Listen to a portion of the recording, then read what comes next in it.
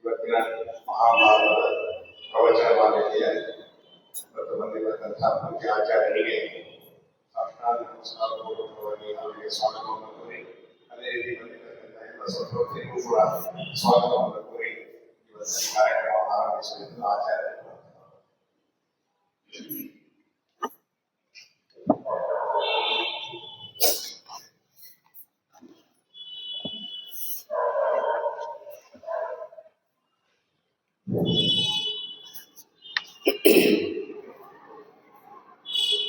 ಶ್ರೀ ಗುರುಭ್ಯೋ ನಮಃ.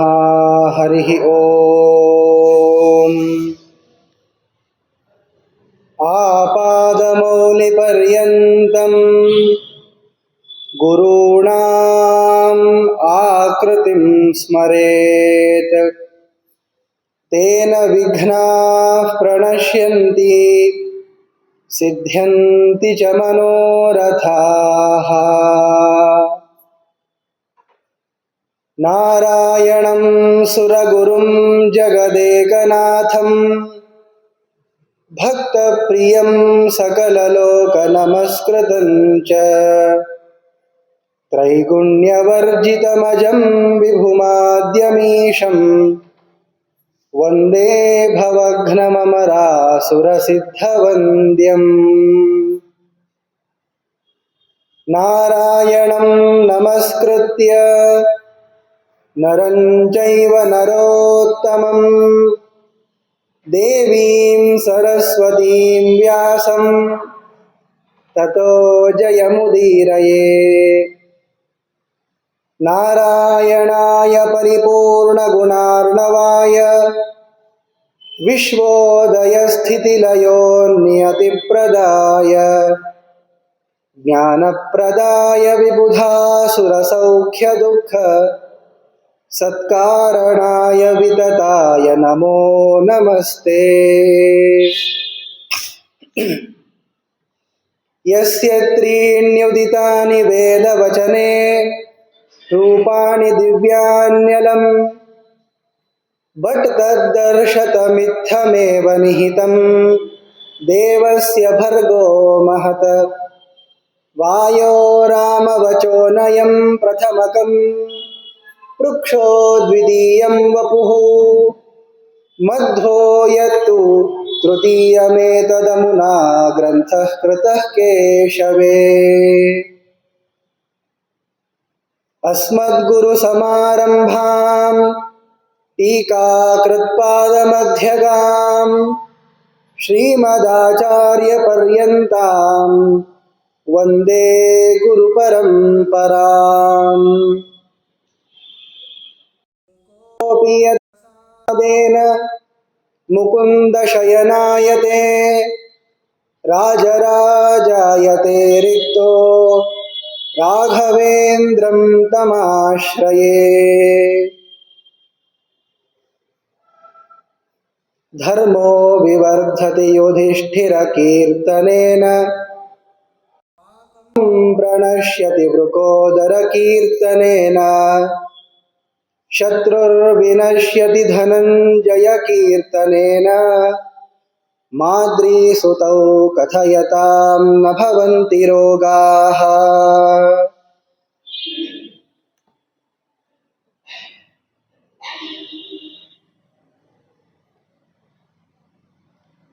ಕೃಷ್ಣ ಪರಮಾತ್ಮ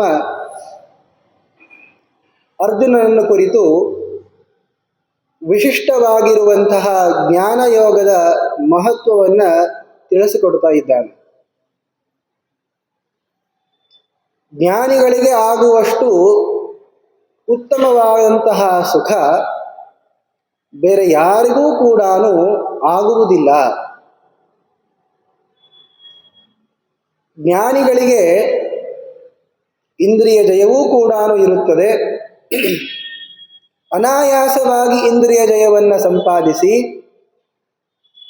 ಉತ್ತಮವಾಗಿರುವಂತಹ ನಿಷ್ಕಾಮ ಕರ್ಮವನ್ನು ಮಾಡಿ ಅದರಿಂದ ದಿವ್ಯವಾಗಿರುವ ಜ್ಞಾನವನ್ನು ಲಭಿಸಿಕೊಂಡು ತನ್ನ ಮೂಲಕವಾಗಿ ಪರಮಾತ್ಮನಿಗೆ ಪ್ರಿಯರೂಂತಾಗಿ ಅವನ ಪ್ರಸನ್ನತೆಯನ್ನು ಪಡೆದು ಉತ್ತಮವಾಗಿರುವಂತಹ ಮೋಕ್ಷವನ್ನು ಪಡಿತಾ ಇದ್ದಾರೆ. ಆದ್ದರಿಂದ ಜ್ಞಾನಿಗಳು ಬಹಳ ಶ್ರೇಷ್ಠ, ಜ್ಞಾನ ಅನ್ನೋದು ಬಹಳ ಶ್ರೇಷ್ಠವಾದದ್ದು ಅಂತ ಕೃಷ್ಣ ಪರಮಾತ್ಮ ದ್ವಿತೀಯ ಅಧ್ಯಾಯದಲ್ಲಿ ನಿರೂಪಿಸಿಕೊಟ್ಟಿದ್ದಾನೆ. ಈ ತರಹ ತಿಳಿದರೇನೆ ಈ ಕರ್ಮಬಂಧದ ನಮ್ಮನ್ನು ಬಿಟ್ಟು ಹೋಗ್ತದೆ ಹೊರತು ಈ ತರಹ ತಿಳಿಯದೆ ನಿಷ್ಕಾಮ ಕರ್ಮದ ಅನುಷ್ಠಾನವನ್ನು ಮಾಡದೆ ಮತ್ತೆ ಇಲ್ಲೇ ಹುಟ್ಟುವಂತಹ ಪ್ರಸಂಗ ಇದೆ, ದುಃಖ ಪಡುವಂತಹ ಪ್ರಸಂಗ ಇದೆ ಅಂತ ಕೃಷ್ಣ ತೋರಿಸಿಕೊಟ್ಟ. ದ್ವಿತೀಯಾಧ್ಯಾಯದ ಸಾರ ಏನಾಯಿತು ಹಾಗಾದರೆ? ನಿನ್ನೆ ದಿವಸ ದ್ವಿತೀಯಾಧ್ಯಾಯದ ಒಂದು ಸಂಕ್ಷಿಪ್ತವಾಗಿರುವಂತಹ ಅನುವಾದವನ್ನು ಮಾಡಿ ಸಮಾಪ್ತಗೊಳಿಸಿದ್ದೇವೆ. ಈ ದ್ವಿತೀಯಾಧ್ಯಾಯದಿಂದ ನಮಗೇನು ಲಾಭ ಆಯಿತು, ಏನು ವಿಚಾರವನ್ನು ತಿಳ್ಕೊಂಡಂಗಾಯಿತು ಅಂದರೆ, ಜ್ಞಾನ ಅನ್ನೋದು ತುಂಬ ಶ್ರೇಷ್ಠ ಅನ್ನುವ ಪ್ರಮೇಯವನ್ನಂತೂ ಬಹಳ ದೃಢವಾಗಿ ನಾವು ತಿಳ್ಕೊಂಡ್ವಿ. ಹಾಗೇನೆ ನಿವೃತ್ತ ಕರ್ಮಕ್ಕೆ, ನಿಷ್ಕಾಮ ಕರ್ಮಕ್ಕೆ ಬಹಳ ಮಹತ್ವ ಇದೆ ಅನ್ನೋದನ್ನು ತೋರಿಸ್ಕೊಟ್ಟ. ಹಾಗೇನೆ ಸಕಾಮ ಕರ್ಮ ಅನ್ನೋದು ಎಷ್ಟು ಹೀನವಾದದ್ದು ಅನ್ನೋದನ್ನು ತೋರಿಸ್ಕೊಟ್ಟ. ಮತ್ತೆ ಇಷ್ಟೆಲ್ಲ ಆದಮೇಲೆ ಇನ್ನು ಉಳಿತೇನ್ರಿ? ದ್ವಿತೀಯಾಧ್ಯಾಯದಲ್ಲೇನೆ ಸಮಾಪ್ತಿ ಆಗೋಗ್ಬಿಡ್ತಲ್ಲ. ಆಯಿತು, ಹಾಗಾದರೆ ಪರಮಾತ್ಮ ಪ್ರಸನ್ನ ಆಗಲಿ ಅಂತ ಅವನ ಪ್ರಸನ್ನತೆಯನ್ನ, ಅವನ ಜ್ಞಾನವನ್ನ, ಭಕ್ತಿಯನ್ನ ಕೇಳ್ತಾ ಮೋಕ್ಷದ ಸಲುವಾಗಿ ಪ್ರಯತ್ನವನ್ನ ಮಾಡ್ತಾ ಇರಬೇಕು. ಇಷ್ಟೇ ಸಾಕಾಯ್ತಲ್ಲ ಹಾಗಾದ್ರೆ. ಇದರಿಂದ ಅರ್ಜುನ ತಾನು ಯುದ್ಧದಲ್ಲಿ ಪ್ರವೃತ್ತನಾಗಬಹುದಲ್ಲ. ಹಾಗೆ ನೋಡಿದ್ರೆ ನಾವು ಇನ್ನ ಗೀತೆಯಲ್ಲಿ ಏನು ಪ್ರವೇಶವನ್ನೇ ಮಾಡಿಲ್ಲ ಅನ್ನೋ ತರಹ. ಈಗ 2ನೇ ಅಧ್ಯಾಯ ನಡೀತಾ ಇದೆ, 18 ಅಧ್ಯಾಯಗಳಿವೆ ನೋಡಿ. ಮತ್ತು ಹಾಗಾದ್ರೆ ಇಲ್ಲಾಗಲೇ ಪರಮಾತ್ಮ ಯುದ್ಧಸ್ವ ಅಂತಲೂ ಅನೇಕ ಬಾರಿ ಹೇಳಾಯಿತು. ಪರಮಾತ್ಮನ ಪ್ರೀತಿಗಾಗಿಯೇನೇ ಕರ್ಮವನ್ನು ಮಾಡಬೇಕು ಅಂತ ಕರ್ಮಣ್ಯೇವಾಧಿಕಾರಸ್ತೆ ಎನ್ನುವ ಶ್ಲೋಕದಲ್ಲೂ ಹೇಳಿದ್ದಾಯಿತು. ಉತ್ತಮವಾದದ್ದು ಜ್ಞಾನ, ಆ ಜ್ಞಾನವನ್ನು ಸಂಪಾದನೆ ಮಾಡಬೇಕು ಅಂತ ನಿಷ್ಕಾಮ ಕರ್ಮವನ್ನು ಮಾಡಬೇಕು ಅಂತ ಹೇಳಿದ್ದು ಆಗೋಯಿತು. ಮತ್ತು ಇನ್ನೇನು ಉಳಿತ್ರಿ? ಮತ್ತು ಮುಂದಿನ ಗೀತೆ ಕೃಷ್ಣ ಹೇಳಿದ್ದು ಯಾಕೆ ವ್ಯರ್ಥ ಅಲ್ವಾ ಅನ್ನುವ ಒಂದು ಪ್ರಶ್ನೆ ಮನಸ್ಸಿನಲ್ಲಿ ಬರ್ತದೆ. ಯಾವಾಗಲೂ ಹೀಗೆ ಅಧ್ಯಯನವನ್ನು ಮಾಡಬೇಕಾಗುತ್ತೆ. ಸಂಪೂರ್ಣವಾಗಿ ಪೂರ್ವೋಕ್ತವಾಗಿರುವಂತಹ ಅರ್ಥಗಳ ಅನುಸಂಧಾನ ಮಾಡಿಕೊಂಡು ಮುಂದೆ ಇದರ ಪ್ರಸಕ್ತಿ ಇದೆಯೋ ಇಲ್ಲೋ ಅನ್ನೋಷ್ಟು ನಾವು ಗೀತೆಯನ್ನು ಸೂಕ್ಷ್ಮವಾಗಿ ಅಭ್ಯಾಸ ಮಾಡಬೇಕು.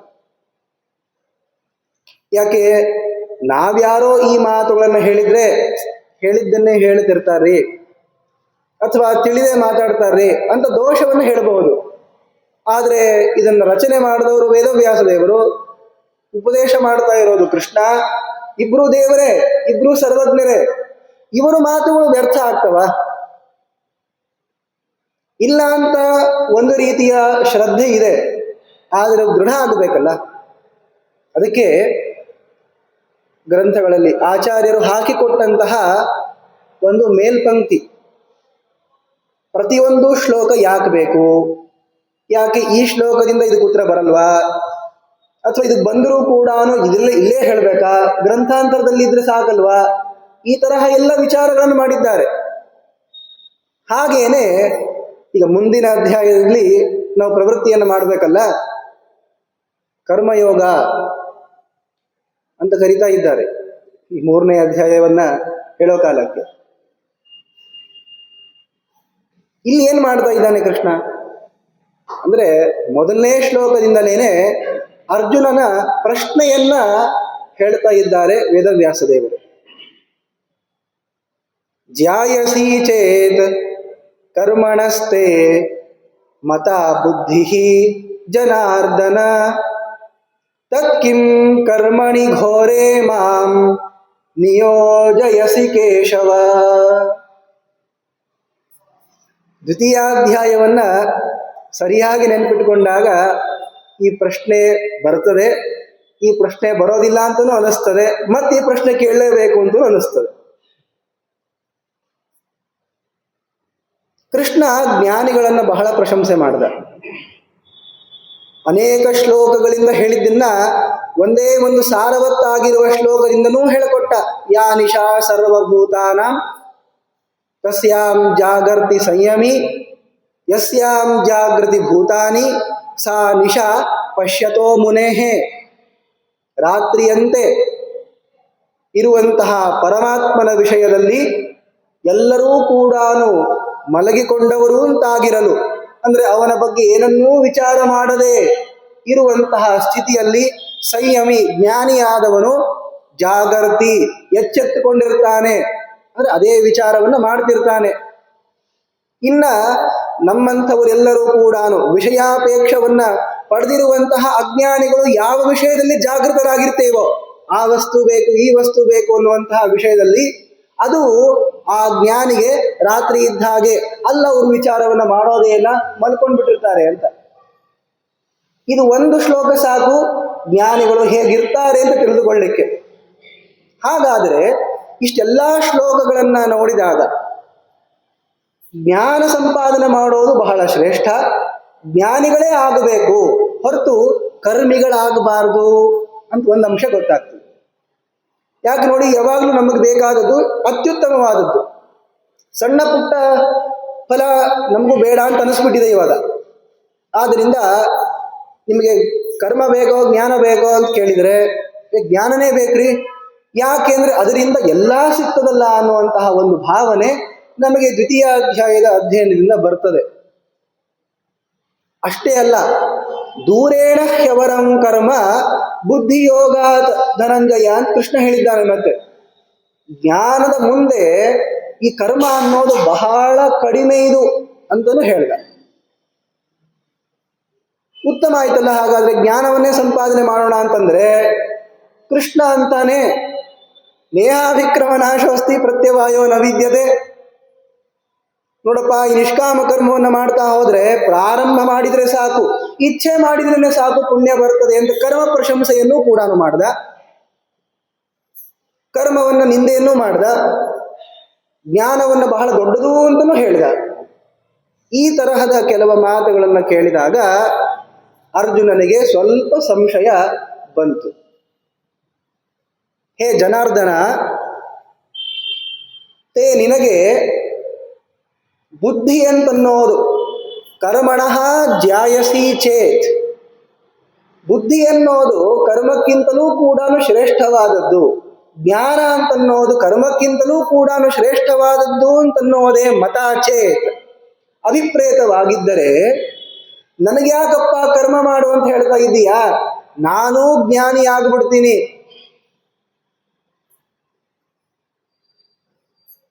ಅಲ್ಲರಿ, ಹೇಳಿದ್ದಾರಲ್ಲ ಜ್ಞಾನ ಬರಬೇಕು ಅಂದ್ರೆ ಕರ್ಮ ಮಾಡಬೇಕು ಅಂತ ಹೇಳಿದ್ದೀವಲ್ರಿ, ಮತ್ತೇನು ಪ್ರಶ್ನೆ ಇದು? ಆದ್ರಿಂದ ಈ ಪ್ರಶ್ನೆ ಸರಿಯಿಲ್ಲ ಅಂತ ಮತ್ತೆ ಅನಿಸ್ತದೆ. ಯಾಕೆ, ಜ್ಞಾನೋಪಾಯ ಅನ್ನೋ ಶಬ್ದಕ್ಕೇನೆ ನಿವೃತ್ತ ಕರ್ಮ ಅಂತ ಅರ್ಥ ಅಲ್ವಾ? ಜ್ಞಾನಕ್ಕೆ ಉಪಾಯ ಸಾಧನವಾದದ್ದು ನಿವೃತ್ತ ಕರ್ಮ. ಆದ್ದರಿಂದ ಜ್ಞಾನ ಬೇಕು ಅಂತ ಅರ್ಜುನ ಅನ್ಕೊಳ್ತಾನಂದ್ರೂ ಕರ್ಮ ಮಾಡಲೇಬೇಕು ಅಂತ ಉತ್ತರ ಇದೆಯಲ್ಲ ಹಿಂದಿನ ಅಧ್ಯಾಯದಲ್ಲಿ. ಏನೇ ಮತ್ತೇನು ಪ್ರಶ್ನೆ ಕೇಳೋದು? ಅದು ಕೇಳಿ ಆಗ್ಬಿಟ್ಟಿದೆ, ನಾವು ಹೇಗೆ ತಿಳ್ಕೊಳ್ಳೋದು ಅಂತ ಈಗ ವಿಚಾರ ಮಾಡಬೇಕಾದ್ರು. ಅದಕ್ಕೆ ಹೀಗೆ ಈ ಶ್ಲೋಕದ ಅರ್ಥವನ್ನ ಜ್ಞಾನಿಗಳು ತೋರಿಸ್ಕೊಡ್ತಾ ಇದ್ದಾರೆ. ಕರ್ಮದ ನಿಂದಂತೆನೂ ಪರಮಾತ್ಮ ಮಾಡಿದ. ಕರ್ಮ ನಿಂದಾಪರವಾಗಿರುವಂತಹ ಶ್ಲೋಕಗಳು ಈಗಾಗಲೇ ಬಂದಿವೆ. ದೂರೇಣ ಹ್ಯವರಂ ಕರ್ಮ ಬಹಳ ಪ್ರಸಿದ್ಧವಾದ ಶ್ಲೋಕವೇ. ಆದರೆ ಜ್ಞಾನ ಅನ್ನೋದು ಸರ್ವಶ್ರೇಷ್ಠವಾದದ್ದು ಅಂತ ಅನ್ನೋದನ್ನು ತುಂಬಾ ಪ್ರಶಂಸೆ ಮಾಡಿದ್ದಕ್ಕೆ ನಾನೂ ಕೂಡ ಜ್ಞಾನವನ್ನ ಪಡಿತೀನಿ, ನಾನೂ ಜ್ಞಾನಿ ಆಗ್ಬಿಡ್ತೀನಿ, ಕರ್ಮವನ್ನು ಯಾಕೆ ಮಾಡಲಿ ಅಂತ ಒಂದು ಪ್ರಶ್ನೆ ಆದ್ರೆ, ಇನ್ನೊಂದು ಪ್ರಶ್ನೆ ಇದೆ. ಘೋರೇ ಕರ್ಮಣಿ ಮಾಂ ಕಿಂ ನಿಯೋಜಯಸಿ. ಕರ್ಮ ಮಾಡು ಅಂತ ಹೇಳೋದಾದ್ರೆ ಏನೋ ಜಪ ಮಾಡ್ಕೊಂಡಿರೋ, ಸನ್ಯಾಸ ತಗೊಂಡ್ಬಿಡು, ಕಾಡಿಗೆ ಹೋಗು, ಅಲ್ಲಿ ತಪಸ್ಸನ್ನು ಮಾಡುವಂತ ಹಿಂಗೆ ನೀ ಕರ್ಮವನ್ನ ಬೋಧನೆ ಮಾಡಬೇಕು. ಕರ್ಮವನ್ನೇ ಹೇಳಬೇಕು ಅಂತ ನಿನಗಿದ್ರೆ ತಪಸ್ ಮಾಡು ಅಂತ ಈ ಕಾರ್ಯವನ್ನು ಹೇಳಬೇಕೆ ಹೊರತು ಈ ಹೊಡೆಯೋದು ಬಡಿಯೋದು ಅಂತ ಮೇಲ್ನೋಟಕ್ಕೆ ರಾಗ ದ್ವೇಷಗಳ ಪ್ರಸಕ್ತಿಯನ್ನ ಪಡೆದ ಈ ಘೋರವಾದ ಯುದ್ಧ ಕರ್ಮದಲ್ಲಿ ಯಾಕೆ ನನ್ನನ್ನು ನಿಯೋಜನೆ ಮಾಡ್ತಾ ಇದೀಯಾ, ಇದು ಪ್ರಶ್ನೆ ಇದೆ. ಕೃಷ್ಣ ಏನಾದ್ರೂ ಹೇಳಿದ್ನಾ ಹಿಂದಿನ ಅಧ್ಯಾಯದಲ್ಲಿ? ಯುದ್ಧ ಅಂತನ್ನೋದು ಬಹಳ ಶ್ರೇಷ್ಠವಾದದ್ದು, ಅದನ್ನೇ ಮಾಡಬೇಕು ಎಲ್ಲರೂ ಅಂತ ಹೇಳಿಲ್ಲ. ಇಲ್ಲಿ ಯುದ್ಧ ಪ್ರಸಕ್ತಿ ಇದೆ, ನೀನು ಯುದ್ಧಸ್ವ ಅಂತ ಅನೇಕ ಬಾರಿ ಕೃಷ್ಣ ಹೇಳಿದ. ಆದರೆ ಯುದ್ಧ ಒಂದೇ ಇರೋದಾ ಜ್ಞಾನಕ್ಕೆ ಸಾಧನವಾದದ್ದು? ಹಾಗೆ ಕಾಣೋದೇ ಇಲ್ಲ. ಯುದ್ಧ ಆಡೋದ್ರಿಂದ ಜ್ಞಾನ ಬರ್ತದೆ ಅಂದ್ರೆ ಹೇಗೆ ನಂಬೋದು? ಆದ್ದರಿಂದ ಜ್ಞಾನವೇ ಸರ್ವಶ್ರೇಷ್ಠ ಅಂತ ಆಗೋದಾದ್ರೆ ಕರ್ಮ ಮಾಡ್ಲಿಕ್ಕೆ ಯಾಕೆ ಹೇಳ್ತಾ ಇದ್ದೀಯಾ ಅಂತ ಒಂದು ಪ್ರಶ್ನೆ ಆದ್ರೆ, ಕರ್ಮವನ್ನ ಮಾಡು ಅಂತ ನೀನು ಹೇಳ್ತೀಯ ಅನ್ನೋದಕ್ಕೆ ನಾನು ಮಾಡ್ತೀನಿ ಅಂತಂದ್ರೂ ಕೂಡ ಈ ಘೋರವಾದ ಯುದ್ಧ ಕರ್ಮವನ್ನು ಯಾಕೆ ಹೇಳ್ತಾ ಇದ್ದೀಯಾ, ಬೇರೆ ಕೆಲಸ ಹೇಳಿ ನನಗೆ ಅಂತ ಈ ತರಹದ ಎರಡು ಪ್ರಶ್ನೆಗಳು ಬರ್ತವೆ. ಅದನ್ನೇ ಹೇಳ್ತಾನೆ, ವ್ಯಾಮಿಶ್ರೇಣೇವ ವಾಕ್ಯೇನ ಬುದ್ಧಿಂ ಮೋಹಯಸೀವ ಮೇ ತದೇಕಂ ವದ ನಿಶ್ಚಿತ್ಯ ಯೇನ ಶ್ರೇಯೋಹಮಾಪ್ನುಯಾಮ್. ವ್ಯಾಮಿಶ್ರೇಣ ವಾಕ್ಯೇನ ಮೋಹಯಸೀವ.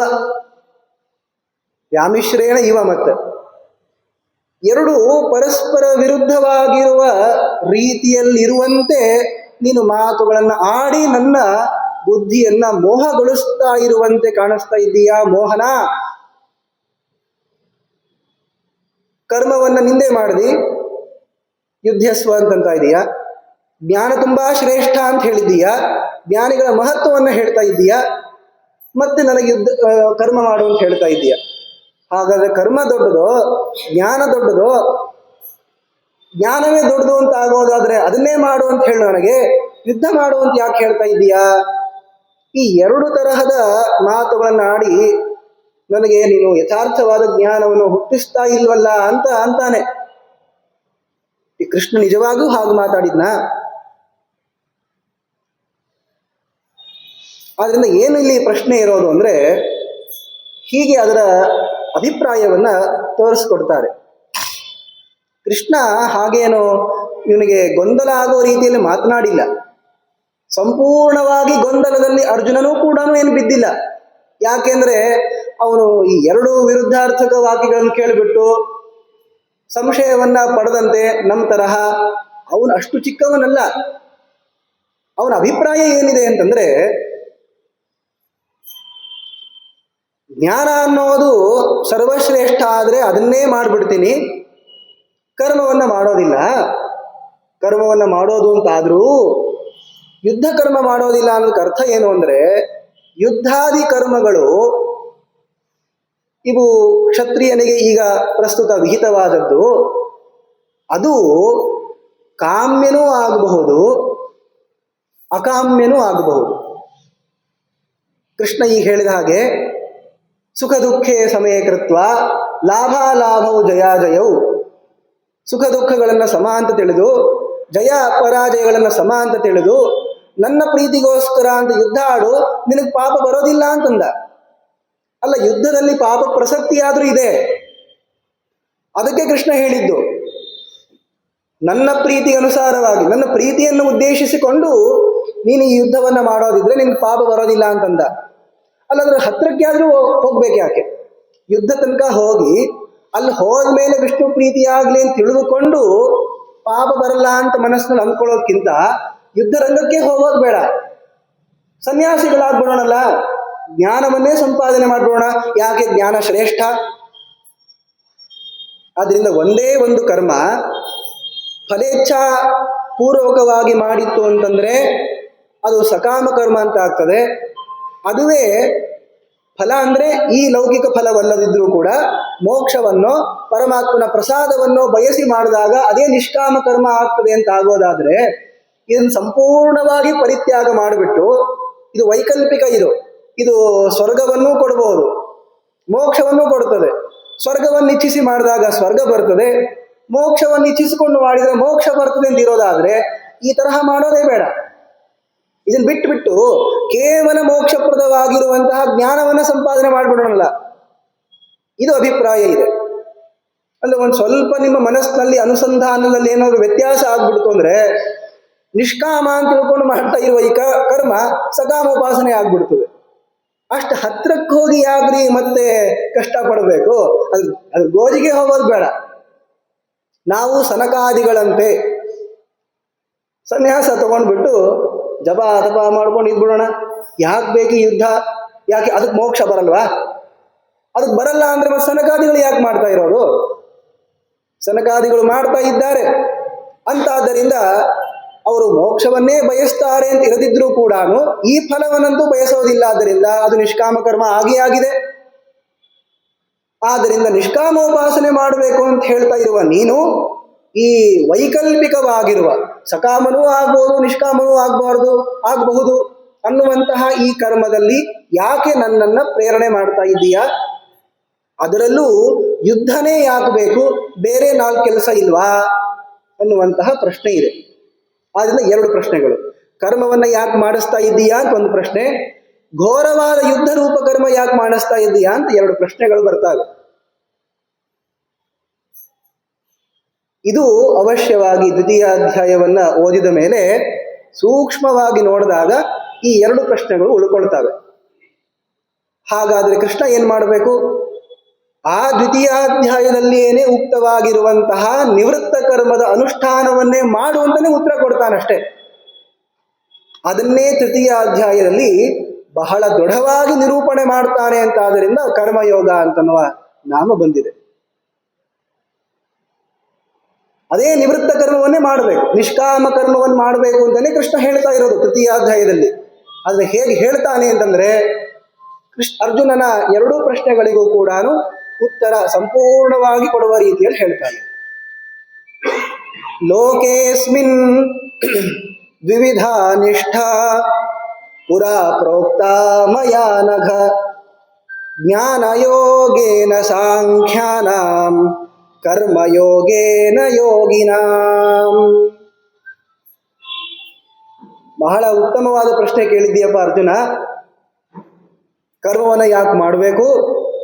ಜ್ಞಾನ ಶ್ರೇಷ್ಠ ಅಂತ ಆದ್ಮೇಲೆ ಕರ್ಮ ಮಾಡಬೇಕು ಅಂತ ಏನೋ ನೆಪ ಹೇಳಿದ್ರು, ಯುದ್ಧವನ್ನೇ ಯಾಕೆ ಮಾಡಬೇಕು? ಈ 2 ಪ್ರಶ್ನೆಗೂ ಉತ್ತರ ಕೊಡ್ತೀನಿ ನಾನು ಅಂದ ಕೃಷ್ಣ. ಏನಿದೆ ಅಂದ್ರೆ ಈ ತರಹ ಒಂದು ಸ್ಥಿತಿ ಇದೆ. ಈ ಉತ್ತಮವಾಗಿರುವಂತಹ ಮೋಕ್ಷವನ್ನ ಬಯಸುವರು ಅಂತ 2 ತರಹದ ಜನ ಇದ್ದಾರೆ. ಒಬ್ಬರು ಕರ್ಮಯೋಗಿಗಳು ಅಂತ, ಇನ್ನೊಬ್ಬರು ಜ್ಞಾನಯೋಗಿಗಳು ಅಂತ. ಕರ್ಮಯೋಗಿಗಳು, ಜ್ಞಾನಯೋಗಿಗಳು, ಈ ಶಬ್ದವನ್ನ ಕೇಳಿದ ಕ್ಷಣಕ್ಕೆ ನಿಮ್ಗೆ ಗೊತ್ತಾಗ್ತದೆ ಇವ್ರು ಕರ್ಮ ಮಾಡ್ಕೊಂಡಿರ್ತಾರೆ, ಇವ್ರು ಜ್ಞಾನ ಸಂಪಾದನೆ ಮಾಡ್ಕೊಂಡಿರ್ತಾರೆ. ಅದ್ರ ಜೊತೆಗೆ ಇವರಿಗೆ ಕರ್ಮದ ಬಗ್ಗೆ ಗೊತ್ತಿಲ್ಲ, ಇವರಿಗೆ ಜ್ಞಾನದ ಬಗ್ಗೆ ಗೊತ್ತಿಲ್ಲ ಅಂತನೂ ನಮಗನಿಸ್ತದೆ. ಒಂದ್ ರೀತಿ ಹಾಗೆ ಅನ್ಕೊಳ್ಳಿ. ಅದರ ಸರಿಯಾದ ಅರ್ಥವನ್ನು ಕೃಷ್ಣನೇ ಹೇಳ್ತಾನೆ. ಇದನ್ನ ನಾವು ಅರ್ಥ ಮಾಡಿಕೊಂಡಾಗ ಮೋಕ್ಷವನ್ನ ಬಯಸುವಂತಹ ಜನರಲ್ಲಿ 2 ತರಹಗಳಿವೆ, ಜ್ಞಾನಯೋಗಿಗಳು, ಕರ್ಮಯೋಗಿಗಳು ಅಂತ. ಅವುಗಳಲ್ಲಿ ಅರ್ಜುನ ನೀನ್ ಯಾರು ಗೊತ್ತಾ? ನೀನು ಕರ್ಮಯೋಗಿ ಅಂತ ಕೃಷ್ಣ ಹೇಳ್ತಾನೆ. ಯಾಕೆ ಜ್ಞಾನಯೋಗಿಗಳು ಅಂತ ಅನಿಸ್ಕೊಳ್ಳವರು ಮಹಾಜ್ಞಾನಿಗಳಾಗಿರುವ ಸನಕಾದಿ ಸನ್ಯಾಸಿಗಳು. ನೀನು ಹಿರಿಯರಾಗಿರುವ ಜನಕ, ಪ್ರಿಯವ್ರತ ಮುಂತಾದ ರಾಜರುಗಳಂತೆ ಪರಮಾತ್ಮನ ಪ್ರೀತಿಗೋಸ್ಕರ ಅಂತ ಈ ರಾಜ್ಯವನ್ನು ಆಳೋದನ್ನಾಗಲಿ, ಅದನ್ನು ಸಂರಕ್ಷಿಸೋದಾಗಲಿ, ಪ್ರಜಾಪಾಲನೆ ಮಾಡೋದಾಗಲಿ, ಈ ತರಹ ಧರ್ಮದ್ರೋಹಿಗಳಾಗಿರುವಂತಹ ಜನರನ್ನ ನಿಗ್ರಹ ಮಾಡೋದಾಗಲಿ, ಇದುವೇ ನಿಮ್ಮ ಧರ್ಮ ಅಂತಾಗೋದು. ಆದ್ದರಿಂದ ನೀವು ಕರ್ಮಯೋಗಿಗಳು, ನೀನು ಕರ್ಮವನ್ನು ಮಾಡಬೇಕು. ಆದ್ದರಿಂದ ಕರ್ಮದಲ್ಲಿ ಯಾಕೆ ನನ್ನ ನಿಯೋಜನೆ ಮಾಡ್ತಾ ಇದ್ದೀಯಾ? ಜ್ಞಾನ ಬಹಳ ದೊಡ್ಡದು ಅಂತ ಹೇಳ್ದವನು ನೀನು ಅನ್ನೋ ಪ್ರಶ್ನೆಗೆ ಉತ್ತರ, ಆ ಸನಕಾದಿಗಳು ಮಾಡುವಂತಹ ಜ್ಞಾನ ಯೋಗ ಅಂತೇನಿದೆ ಅದರಲ್ಲಿ ಈಗ ಸದ್ಯ ನಿನಗೆ ಅಧಿಕಾರ ಇಲ್ಲ. ಯಾಕೆ? ನೀನು ಸನ್ಯಾಸಿ ಅಲ್ವಲ್ಲ. ನಡಿ ಕೃಷ್ಣ, ಇವತ್ತೇ ನೀನು ಸನ್ಯಾಸ ಕೊಟ್ಬಿಡು ಅಂದ್ರೆ ಯುದ್ಧ ಮಾಡ್ತಾ ಇರೋದು ಇವಾಗ, ಬಿಟ್ಟು ಹೋಗ್ಲಿಕ್ಕೂ ಆಗೋದಿಲ್ಲ. ಆದ್ದರಿಂದ ಅಧಿಕಾರ ಅನ್ನೋದು ಈಗ ಸದ್ಯ ಅರ್ಜುನನಲ್ಲಿ ಸಾಂಖ್ಯಯೋಗದ ಅನುಷ್ಠಾನಕ್ಕೆ ಅಂತ ಇರುವುದಿಲ್ಲ. ಸಾಂಖ್ಯಯೋಗ ಅಂದರೆ ಜ್ಞಾನಯೋಗ ಅಂತ ಇಟ್ಕೊಳ್ಳಿ. ಇವಾಗ ಜ್ಞಾನಯೋಗದಲ್ಲಿ ಇವನಿಗೆ ಅಧಿಕಾರವಿಲ್ಲ. ಹಾಗಾದರೆ ಕರ್ಮಯೋಗದಲ್ಲೇನೆ ಇವನಿಗೆ ಈಗ ಅಧಿಕಾರ ಇರೋದು ಅಂತ ಕೃಷ್ಣ ಪರಮಾತ್ಮ ತಿಳಿದೇನೆ ಇವನಿಗೆ ಕರ್ಮ ಮಾಡುವಂತ ಬೋಧನೆ ಮಾಡ್ತಾ ಇದ್ದಾನೆ.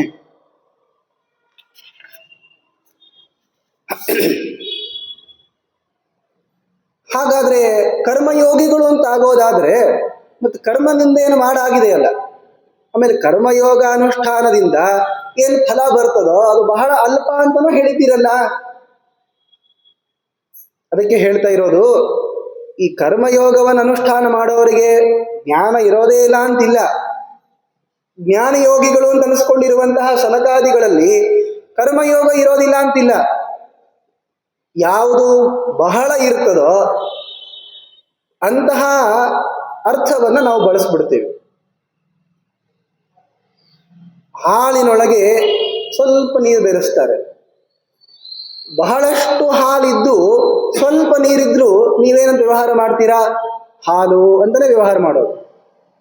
ಅದರಿಂದ ಯಾವ ಅಂಶ ಬಹಳ ಇದೆ ಅದಕ್ಕಿಂತ ಭಿನ್ನವಾದ ಕೆಲವು ಅಂಶಗಳು ಅಲ್ಲಿ ಸೇರ್ಕೊಂಡಿದ್ರು ಆ ಒಂದು ನಿಮಿತ್ತ ಇಟ್ಟುಕೊಂಡು ನಾವು ಪ್ರಧಾನವಾಗಿ ಯಾವ ಅಂಶ ಇದೆಯೋ ಅದನ್ನೇ ಹೇಳುವಂತಹ ಶಬ್ದಗಳಿಂದ ವ್ಯವಹಾರ ಮಾಡೋದು.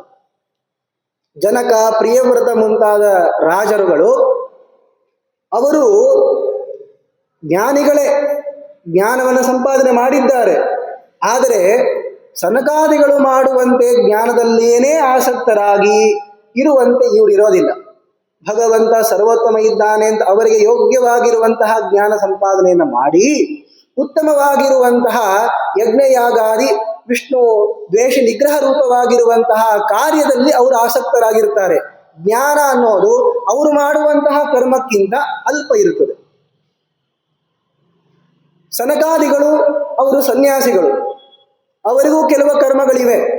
ಆದರೆ ಅವರು ಜ್ಞಾನಾನುಷ್ಠಾನವನ್ನ ಹೇಗೆ ಪಡಿತಾರೋ ಅಷ್ಟು ಸಮಾನವಾದ ರೀತಿಯಲ್ಲಿ ಕರ್ಮವನ್ನು ಇವರು ಮಾಡಿರೋದಿಲ್ಲ. ಆದ್ದರಿಂದ ಅವರಿಗೆ ಜ್ಞಾನ ಯೋಗಿಗಳು ಅಂತಂತಾರೆ.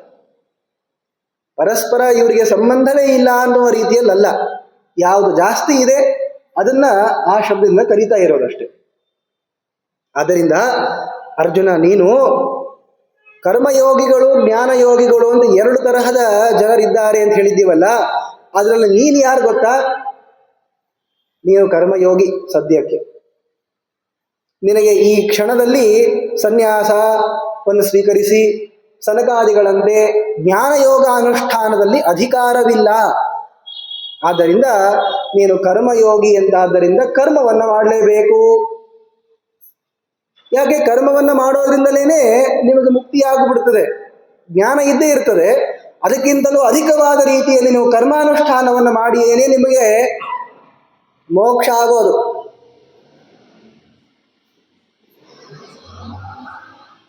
ಅದಕ್ಕೆ ವಾದೀಂದ್ರ ತೀರ್ಥರು ಇದೇ ಅಂಶವನ್ನು ಇಟ್ಟುಕೊಂಡು ರಾಯರನ್ನು ಸ್ತೋತ್ರ ಮಾಡ್ತಾರೆ. ಕೃಷ್ಣ ಹೇಳಿದ್ದಾನೆ, ರಾಯರೇ, ಯೋಗೋ ಯಃ ಕರ್ಮ ನಾಮ ಕವಿಭಿರಭಿಹಿತೋ ಯಶ್ಚ ವಿಜ್ಞಾನ ಸಂಜ್ಞ. ಕರ್ಮಯೋಗ ಜ್ಞಾನಯೋಗ ಅಂತಿದೆ ಗುರುಗಳೇ. ಆದರೆ ಕರ್ಮಯೋಗ ಮಾಡೋಣ ಅಂದರೆ ಎಂಥೆಂಥ ಕರ್ಮಗಳಿವೆ. ಏನು ರಾಜಸೂಯ ಯಾಗ ಅಂತೆ, ಅಶ್ವಮೇಧ ಅಂತೆ, ಪವಮಾನ ಹೋಮ 1-2 ತಾಸಿನಲ್ಲಿ ಮುಗಿದು ಹೋಗ್ಬೋದಪ್ಪ. ಅಷ್ಟೊತ್ತು ಉಪವಾಸ ಇರ್ಲಿಕ್ಕೆ ಆಗೋದಿಲ್ಲ ನಮಗೆ. ಇನ್ನು ಇದೇನು ಅಶ್ವಮೇಧ ರಾಜಸೂಯ ಯಾಗ ನಮ್ಮ ಕಡೆ ಮಾಡ್ಲಿಕ್ಕೂ ಆಗಲ್ಲ ಬಿಡಿ. ಆದರೆ ಕರ್ಮಯೋಗಿಗಳು ನಮ್ಮನ್ನ ನಾವು ಅಂದ್ಕೊಂಡ್ರೆ ಅವನ್ನೆಲ್ಲ ಮಾಡಲೇಬೇಕು. ಯಾಕೆ? ಇದನ್ನು ಬಿಟ್ಟರೆ ಬೇರೆ ಮೋಕ್ಷ ಉಪಾಯ ಇಲ್ವೇ ಇಲ್ಲಲ್ಲ. ಇಲ್ಲ ಜ್ಞಾನ ಸಂಪಾದನೆ ಮಾಡಿ ಸ್ವಲ್ಪ ಕರ್ಮವನ್ನು ಮಾಡಿ ಆದರೂ ಮೋಕ್ಷಕ್ಕೆ ಹೋಗಬೇಕು, ಇಲ್ಲ ಸ್ವಲ್ಪ ಜ್ಞಾನ ಸಂಪಾದನೆ ಮಾಡಿ ಬಹಳಷ್ಟು ಕರ್ಮವನ್ನು ಮಾಡಿ ಆದರೂ ಮೋಕ್ಷಕ್ಕೆ ಹೋಗಬೇಕು. ಮೂರನೇ ಮಾರ್ಗ ಇಲ್ವಾ? ಆದ್ರಿಂದ ಏನ್ ಮಾಡೋದು? ಈ ಕರ್ಮಯೋಗವನ್ನು ಸಂಪಾದನೆ ಮಾಡೋಣ ಅಂದ್ರೆ ತನುಮತಿ ಅಸಿದ್ಧ ಕಾಯ, ನಮಗೆ ದೇಹ ಅಂತನ್ನೋದು ಅಷ್ಟು ದೃಢ ಇಲ್ಲ. ಹೋಗ್ಲಿ ಜ್ಞಾನಯೋಗವನ್ನು ಸಂಪಾದನೆ ಮಾಡ್ಕೊಂಡು ಬರೋಣ, ಜ್ಞಾನ ಸಂಪಾದನೆ ಮಾಡೋಣ ಅಂದರೆ ತನುಮತಿ, ಬುದ್ಧಿಯೂ ಅಷ್ಟು ದೃಢ ಇಲ್ಲ. ಎಂತೆಂತಹ ಶಾಸ್ತ್ರಗಳನ್ನು ಓದಬೇಕು, ಅವನ್ನೆಲ್ಲ ಮನಸ್ಸಿನಲ್ಲಿ ಇಟ್ಕೊಳ್ಬೇಕು, ಪರಮಾತ್ಮನ ಧ್ಯಾನ ಮಾಡಬೇಕು. ಅದಕ್ಕೇನು ಮಾಡೋದು? ಮೋಕ್ಷ ಆದರೂ ಬೇಕು, ಫಲ ಅಂತೂ ಬೇಕಿದೆ. ಆದರೆ ಅದಕ್ಕೆ ಸಾಧನಭೂತವಾಗಿರುವಂತಹ ಜ್ಞಾನ ಯೋಗದಲ್ಲೂ ಶಕ್ತಿ ಇಲ್ಲ, ಕರ್ಮಯೋಗದಲ್ಲೂ ಶಕ್ತಿ ಇಲ್ಲ. ಅದಕ್ಕೇನು ಮಾಡೋಣ? ಗಟ್ಟಿಯಾಗಿ ರಾಯರ ಪಾದ ಹಿಡ್ಕೊಂಡು ಬಿಡೋಣ ಅಂತಂತಾರೆ ವಾದಿಂದ ತೀರ್ಥರು. ಅದಕ್ಕೆ ನಾನು ದಿವಸವೂ ಕೂಡ ರಾಘವೇಂದ್ರ ಸ್ವಾಮಿಗಳವರ ಚರಿತ್ರೆಯನ್ನ ಸ್ತೋತ್ರ ಮಾಡ್ತೀನಿ ಅಂತ ಗುರುಗುಣ ಸ್ತವನದಲ್ಲಿ ಹೇಳ್ತಾರೆ. ಇದನ್ನು ಯಾಕೆ ಹೇಳಿದ್ದು ಅಂದ್ರೆ, ಇದು ಪ್ರಸಿದ್ಧ ಇದೆ. ಜ್ಞಾನಯೋಗ, ಕರ್ಮಯೋಗ ಇವು ಎರಡನ್ನೂ ಕೂಡ ಹೇಗೆ ನಮ್ಮ ಯೋಗ್ಯತಾನುಸಾರವಾಗಿ ಅಂತ ಬರೋದು ಅಂತಿದ್ರೆ, ಎಷ್ಟು ಜ್ಞಾನ ಬರಬೇಕೋ, ಎಷ್ಟು ಕರ್ಮ ಆಗಬೇಕೋ ಅದು ಗುರುಗಳ ಅನುಗ್ರಹದಿಂದ ನಮಗಾಗೋದಿದೆ. ಆದರೆ ಇರೋದು ಮಾತ್ರ ಈ ಎರಡೇ ಮಾರ್ಗಗಳು. ಸರಿ, ಕರ್ಮ ಮಾಡೋಣ ಅಂತ ಹೇಳಿದ್ರು ಕೂಡ ಯುದ್ಧನೇ ಯಾಕೆ ಮಾಡಬೇಕು? ಬೇರೆ ಯಾವುದೋ ಕೆಲಸ ಮಾಡಿದ್ರೆ ಆಯ್ತಲ್ಲ. ಹಾಗೆ ಕರ್ಮ ಅಂದ್ರೆ ಯುದ್ಧ ಅನ್ನೋದು ಒಂದೇನಾ? ಇಲ್ಲ. ನೋಡಿ, ಹೀಗೆ ಹೋಗ್ಬಿಟ್ಟು ಇನ್ನೊಮ್ಮೆ ರಾಜಸೂಯ ಯಾಗ ಮಾಡ್ಕೊಂಡು ಬರೋಣ. ಪಾಂಡವರು ನಾನಾ ಯಾಗಗಳನ್ನು ಮಾಡಿದ್ದಾರೆ. ರಾಜಸೂಯ ಯಾಗ ಅಂತೂ ಬಹಳ ಪ್ರಸಿದ್ಧವಾದದ್ದು. ಇವರು ಮಾಡಿರುವಂತಹ ರಾಜಸೂಯ ಯಾಗ ಬೇರೆ ಯಾವ ರಾಜರು ಮಾಡಿದ್ದ ರಾಜಸೂಯ ಯಾಗಕ್ಕಿಂತಲೂ ಅತ್ಯಧಿಕವಾದದ್ದು. ಅವುಗಳು ಇದರ ಏಕಾಂಶವೂ ಆಗೋದಿಲ್ಲ. ಅಷ್ಟು ಉನ್ನತ ಮಟ್ಟದ ರಾಜಸೂಯ ಯಾಗವನ್ನು ಮಾಡ್ತಾರೆ. ಯುದ್ಧ ಆದಮೇಲೆ ಉತ್ತಮವಾಗಿರುವಂತಹ ಅಶ್ವಮೇಧ ಯಾಗವನ್ನು ಮಾಡ್ತಾರೆ. ಈಗೂ ಇನ್ನೊಂದು ಯಾಗ ಮಾಡ್ಕೊಂಡ್ಬಿಟ್ರೆ ಆಗೋಯ್ತು. ಇಲ್ಲಿ ಯಾಕೆ ಈ ದ್ವೇಷ, ರಾಗ ಇವುಗಳ ಪ್ರಸಕ್ತಿಯನ್ನ ಪಡೆದಿರುವಂತಹ ಯುದ್ಧದಲ್ಲಿ ನನ್ನನ್ನು ಪ್ರವರ್ತನೆ ಮಾಡ್ತಾ ಇದ್ದೀಯಾ ಅನ್ನುವಂತಹ ಎರಡನೇ ಪ್ರಶ್ನೆ ಉಳಿಯುತ್ತದೆ. ಅದಕ್ಕೆ ಕೃಷ್ಣ ಪರಮಾತ್ಮ ಈಗಾಗಲೇ ಉತ್ತರ ಕೊಟ್ಟಿದ್ದಾನೆ. ಸ್ವಧರ್ಮಮಪಿ ಚಾವೇಕ್ಷ್ಯ ನ ವಿಕಂಪಿತು ಮರ್ಹಸಿ. ಇದು ನಿನ್ನ ಸ್ವಧರ್ಮವಾಗಿದೆ, ನಿನ್ನ ಆಶ್ರಮ ವರ್ಣಕ್ಕೆ ಉಚಿತವಾಗಿರುವಂತಹ ಕಾರ್ಯ ಅಂತಾದ್ದರಿಂದ ನೀನು ಯುದ್ಧವನ್ನೇ ಮಾಡಬೇಕು ಅಂತ. ಕರ್ಮಯೋಗಿ ಆಗಿದ್ದೀಯಾ ಅಂತ ಒಪ್ಪಿಸಾಯ್ತು ಇವಾಗ. ಆದ್ರಿಂದ ಕರ್ಮವನ್ನು ಮಾಡಲೇಬೇಕು ಅಂತ ಆಯ್ತು. ಅದರಲ್ಲಿ ಯುದ್ಧ ರೂಪವಾಗಿರುವ ಕಾರ್ಯವನ್ನು ಯಾಕೆ ಮಾಡಬೇಕು? ಅದು ನಿನ್ನ ಧರ್ಮ ಅಂತ ಅದರಿಂದ ಮಾಡಬೇಕು. ಯಾಕೆ ಅದನ್ನು ಬಿಟ್ರೆ, ಸ್ವಧರ್ಮವನ್ನ ಬಿಟ್ರೆ ಪಾಪ ಇದೆ ಅಂತ ಹೇಳಿದ್ದೀನಲ್ಲ.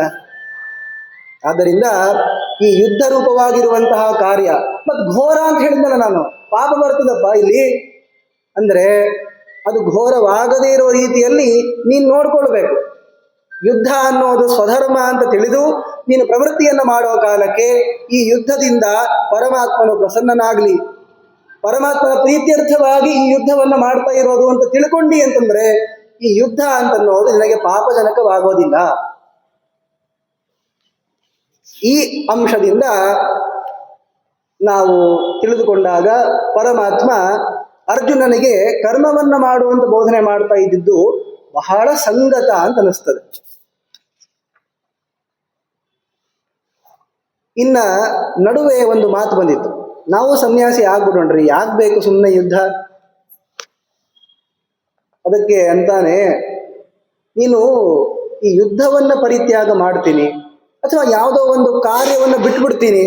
ಸನ್ಯಾಸಿಗಳು ಅಂದ್ರೆ ಕೆಲಸವನ್ನ ಬಿಟ್ಟವರು, ಕರ್ಮವನ್ನ ಬಿಟ್ಟವರು ಅನ್ನೋ ಅರ್ಥವನ್ನ ಹೇಳೋದಾದ್ರೆ ಏನ್ ಕರ್ಮವನ್ನ ಬಿಟ್ಟ ತಕ್ಷಣಕ್ಕೆ ಮೋಕ್ಷ ಆಗ್ಬಿಡುತ್ತಂತ ಅನ್ಕೊಂಡಿದ್ದೀಯಾ? ಸನ್ಯಾಸಿಗಳು ಅಂತ ಇರ್ತಾರಲ್ಲ, ಅವರಿಗೇನು ಬಹಳ ಕರ್ಮದ ಅನುಷ್ಠಾನದ ಅವಶ್ಯಕತೆ ಇರೋದಿಲ್ಲ.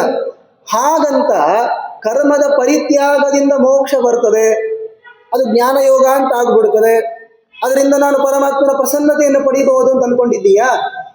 ಆಗೋದಿಲ್ಲ ಅಂತಾನೆ ಕೃಷ್ಣ. ನ ಕರ್ಮಣಾಂ ಅನಾರಂಭಾತ್ ನೈಷ್ಕರ್ಮ್ಯಂ ಪುರುಷೋಷ್ಣುತೆ ನ ಚ ಸನ್ಯಸನಾದೇವ ಸಿದ್ಧಿಂ ಸಮಧಿಗಚ್ಚತಿ. ಬಿಟ್ಬಿಡ್ತೀವಪ್ಪ.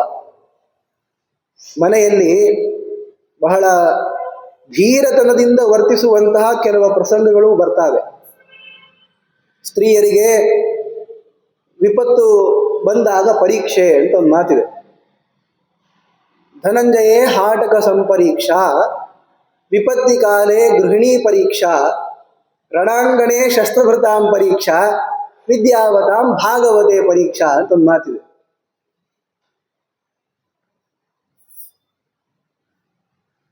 ಧೀರರಾಗಿ ವರ್ತಿಸುವಂತಹ ಸ್ಥಳದಲ್ಲಿ ಆಗ ಸನ್ಯಾಸ ತಗೊಳ್ತೀನಿ ಅಂತನ್ನೋದು ನಮ್ಮ ಧೀರತನ ಅಲ್ಲ.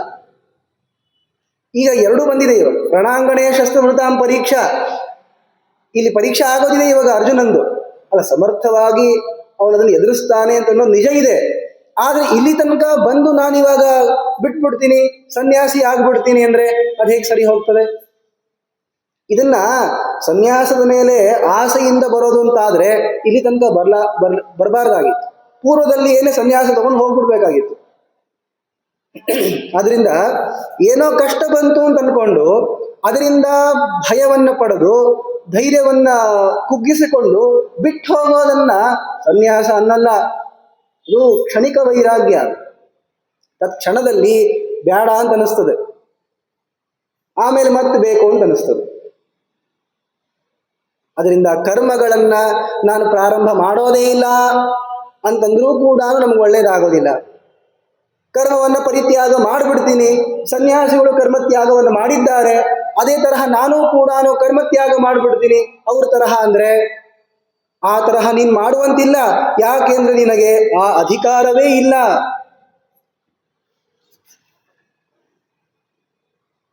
ಅಲ್ಲ, ನಾನು ಸುಮ್ಮನೆ ಕೂತ್ಕೊಂಡ್ಬಿಡ್ತೀನಿ, ಅಧಿಕಾರ ಇಲ್ಲ ಅಂದ್ರೆ ಗಟ್ಟಿ ಕೂತ್ಕೊಂಡ್ಬಿಡುಗಪ್ಪ. ಸಾಲದಕ್ಕೆ ನೀವು ದೇವರು ಸ್ವತಂತ್ರ, ದೇವರೇ ಮಾಡಿಸೋದು ಅಂತ ಎಲ್ಲ ವಿಚಾರಗಳನ್ನು ಹೇಳ್ತೇವೆ ನೋಡಿ. ನಾವು ಸುಮ್ಮನೆ ಕೂತ್ಕೊಂಡ್ಬಿಡ್ತೀವಪ್ಪ, ಒಂದು ಅಕ್ಷರ ಮಾತಾಡಲ್ಲ. ದೇವ್ರ ಪ್ರವಚನ ಹೇಳಿಸ್ಲಿ ಅಂದ್ರೆ ನೋಡಿ, ಯಾವುದೋ ಒಂದು ಕರ್ಮ ವಿಶೇಷವನ್ನ ಮಾಡಿಸಿಲ್ಲ ಅಂತಂದು ಮಾತ್ರಕ್ಕೆ ಕರ್ಮಗಳು ಆಗೋಗಿಲ್ಲ ಅಂತಲ್ಲ. ಪ್ರತಿ ಕ್ಷಣದಲ್ಲೂ ಕೂಡ ಯಾವುದಾದ್ರೂ ಒಂದು ಕಾರ್ಯವನ್ನ ನಾವು ಮಾಡ್ತಾನೆ ಇರ್ತೀವಿ. ನಹಿ ಕಶ್ಚಿತ್ ಕ್ಷಣಮಪಿ ಜಾತು ತಿಷ್ಠತ್ಯ ಕರ್ಮಕೃತ ಕಾರ್ಯತೆ ಹ್ಯವಶಃ ಕರ್ಮ ಸರ್ವ ಪ್ರಕೃತಿ ಜೈರ್ಗುಣೈ. ಒಂದು ಕ್ಷಣ ಸುಮ್ಮನೆ ಕೂಡ್ಲಿಕ್ಕೆ ಆಗೋದಿಲ್ವೇನೋ ಅಂತಂತಾರಲ್ಲ, ಕೂಡ್ಲಿಕ್ಕೆ ಆಗೋದಿಲ್ಲ ಅಂತ ಉತ್ತರ ಕೊಟ್ರೆ ಬಹಳ ವಾಸಿ. ಯಾಕೆ ಅಂದ್ರೆ ಒಂದು ಕ್ಷಣವೂ ಕೂಡ ನಾವು ನಿಷ್ಕ್ರಿಯರಾಗಿ ಇರ್ಲಿಕ್ಕಾಗೋದೇ ಇಲ್ಲ. ಯಾಕೆ? ಅವಶಃ ಪರಮಾತ್ಮ ನಮ್ಮ ಕೈಯಿಂದ ಏನಾದರೂ ಕೆಲಸ ಮಾಡಿಸ್ತಾನೆ ಇರ್ತಾನೆ. ಒಳ್ಳೇದೋ ಕೆಟ್ಟದೋ ಕೆಲಸ ಅಂತೂ ಮಾಡ್ತಿರ್ತೀವಿ. ಕಾರ್ಯತೆ ಹ್ಯವಶಃ ಕರ್ಮ. ಅವಶ ಅಂದ್ರೆ ಪರತಂತ್ರನಾಗಿ. ಯಾರಿಗೆ ಅಂದ್ರೆ ಮುಂದೊಂದು ಶ್ಲೋಕದಲ್ಲಿ ಬರ್ತದೆ, ಪರಮಾತ್ಮನಿಗೆ ಅಧೀನವಾಗಿ, ಪ್ರಕೃತಿಗೆ ಅಧೀನವಾಗಿ, ನಮ್ಮ ಸ್ವಭಾವದ ಅಧೀನವಾಗಿ ನಾವು ಕಾರ್ಯಗಳನ್ನು ಮಾಡ್ತಾನೇ ಇರ್ತೀವಿ. ಆದ್ರಿಂದ ನಾನು ಕರ್ಮ ಮಾಡೇ ಇಲ್ಲ, ಮಾಡೋದನ್ನು ಬಿಟ್ಬಿಡ್ತೀನಿ, ಸನ್ಯಾಸಿಗಳಂತ ಇರ್ತೀನಿ ಅಂತ ಅನ್ಲಿಕ್ಕೆ ಆಗೋದೇ ಇಲ್ಲ. ಕರ್ಮವನ್ನು ಮಾಡೋದಿದ್ದೇ ಇದೆ. ಮತ್ತು ಕರ್ಮವನ್ನು ನಿಲ್ಲಿಸ್ಲಿಕ್ಕಾಗಲ್ಲ ಅಂತ ಇರೋ ಕಾಲಕ್ಕೆ ವರ್ಣಾಶ್ರಮೋಚಿತವಾಗಿರುವಂತಹ ಕರ್ಮವನ್ನೇ ಮಾಡಿ ನನ್ನ ಪ್ರೀತಿ ಆಗಲಿ ಅಂತ ನೀನು ಕೇಳ್ಕೊಂಡಿ ಅಂತಂದ್ರೆ ಕರ್ಮಬಂಧವನ್ನೇ ಬಿಡಿಸ್ಬಿಡ್ತೀನಲ್ಲ, ಈ ಪ್ರಕೃತಿ ಬಂಧನೇ ಇರೋದಿಲ್ಲ. ಆದ್ರಿಂದ ಸುಮ್ಮನೆ ಕೂತ್ಕೊಂಡು ಬಿಡ್ತೀನಿ ಅಂತ ಅನ್ನೋದು ಉತ್ತರ ಅಲ್ಲ. ಕೆಲಸವನ್ನ ಮಾಡಲೇಬೇಕು. ಮತ್ತು ಕೆಲಸ ಮಾಡೋದೇ ಅಂತಲೇ ಆದರೆ ಫಲ ಇಚ್ಛೆಯನ್ನು ಬಿಡುವಂತಂದ. ಫಲ ಇಚ್ಛೆಯನ್ನು ಬಿಡಬೇಕು ಅಂತಂದ್ರೆ ಮತ್ತೆ ಯಾವ ಕರ್ಮ ಮಾಡ್ಬೇಕ್ರಿ? ನಿವೃತ್ತ ಕರ್ಮ ಅನುಷ್ಠಾನ ಮಾಡಬೇಕು. ಆ ನಿವೃತ್ತ ಕರ್ಮದಲ್ಲಿ ಒಂದಾದದ್ದು ಯಾವುದು? ಯುದ್ಧ. ಇವಾಗ ಯಾಕೆ ಯುದ್ಧ ಅಂತ ಅನ್ನೋದನ್ನ ನೀನು ನಿಷ್ಕಾಮನೆಯಿಂದ ಜ್ಞಾನಪೂರ್ವಕವಾಗಿ ಮಾಡಿದಿ ಅಂದ್ರೆ ಇದು ಮೇಲ್ನೋಟಕ್ಕೆ ಘೋರ ಅಂತ ಅನಿಸಿದ್ರು ಕೂಡ ನನಗೆ ಪ್ರೀತಿ ಉಂಟಾಗ್ತದೆ, ನಾನು ನಿನಗೆ ಮೋಕ್ಷವನ್ನು ಕೊಡ್ತೀನಿ. ಅದಕ್ಕೇನೆ ನಿತ್ಯ, ನೈಮಿತ್ತಿಕ, ಕಾಮ್ಯ ಭೇದೇನ ಕರ್ಮ ಅಂತ ಅನ್ನೋದು 3 ತರಹ ಅಂತ ಹೇಳೋ ಕಾಲಕ್ಕೆ ಈ ನಿತ್ಯ ನೈಮಿತ್ತಿಕ ಕಾರ್ಯಗಳು ಅಂತೇನಿವೆ ಅಲ್ಲ, ಇವು ಎರಡನ್ನೂ ಕೂಡ ನಾವು ಪರಮಾತ್ಮನ ಪ್ರೀತಿಗಾಗಿ ಅಂತಾನೆ ಮಾಡಬೇಕು. ನಿತ್ಯ ಕರ್ಮಗಳು ಅಂದ್ರೆ ಯಾವುದು? ನಮ್ಮ ವರ್ಣ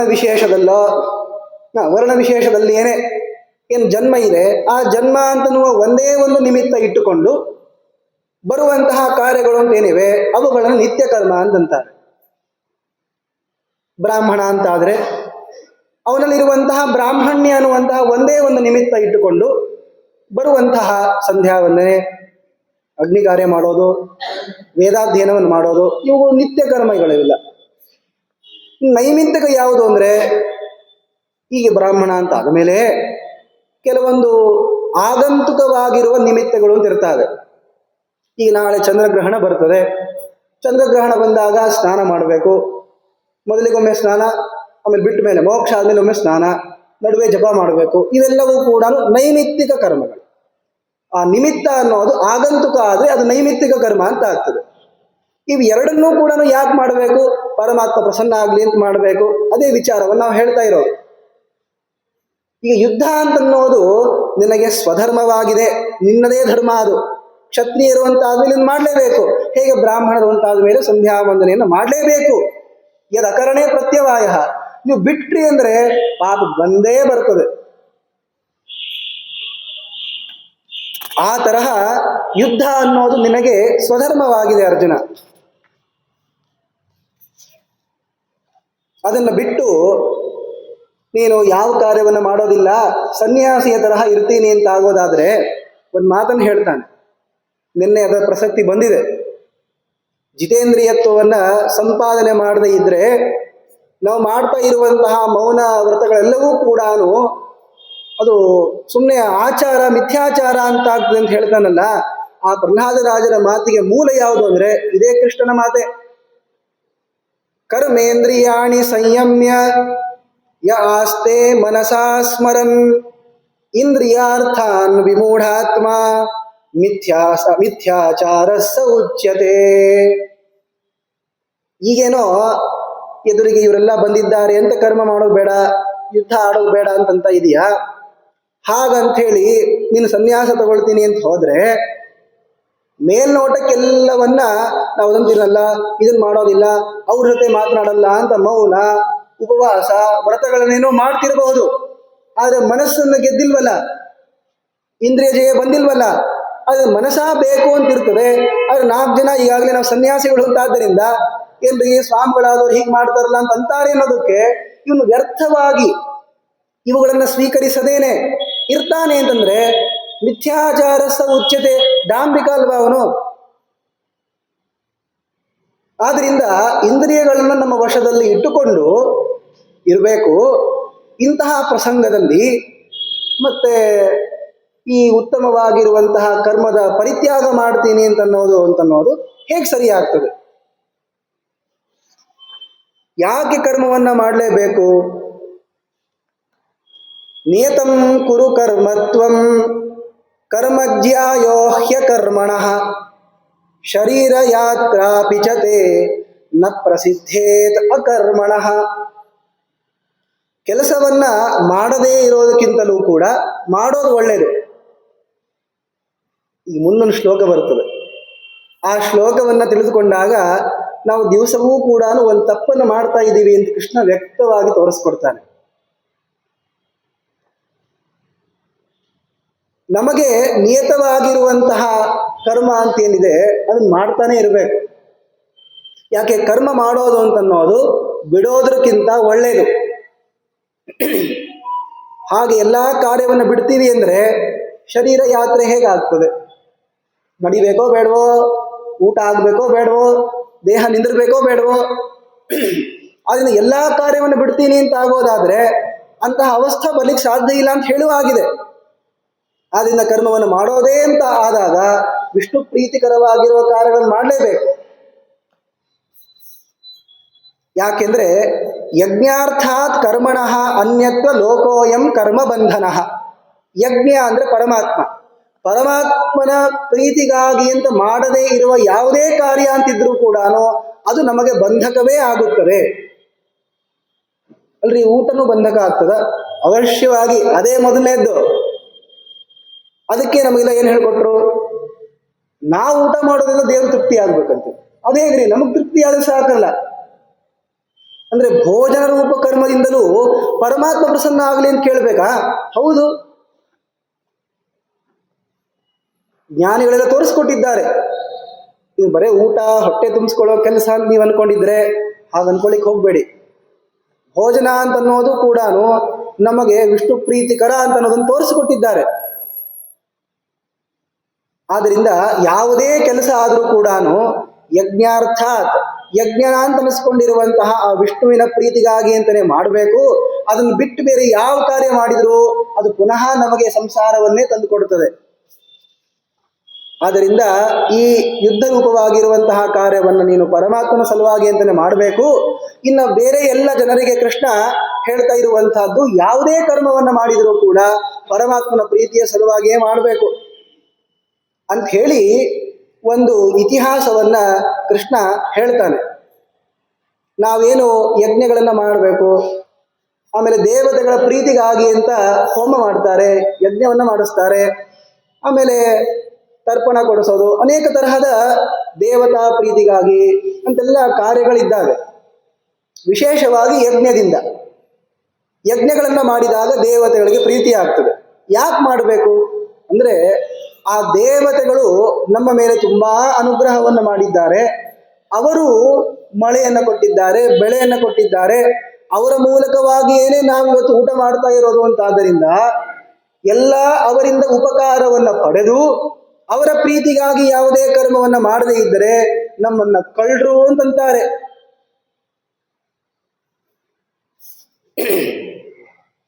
ಇಷ್ಟಾನ್ ಭೋಗಾನ್ ಹಿ ವೋ ದೇವಾಃ ದಾಸ್ಯಂತೆ ಯಜ್ಞ ಭಾವಿತಾಃ ತೈರ್ದತ್ತಾನ್ ಅಪ್ರದಾಯೇಭ್ಯೋ ಯೋ ಭುಂಕ್ತೆ ಸ್ಥೇನ ಏವ ಸಹ.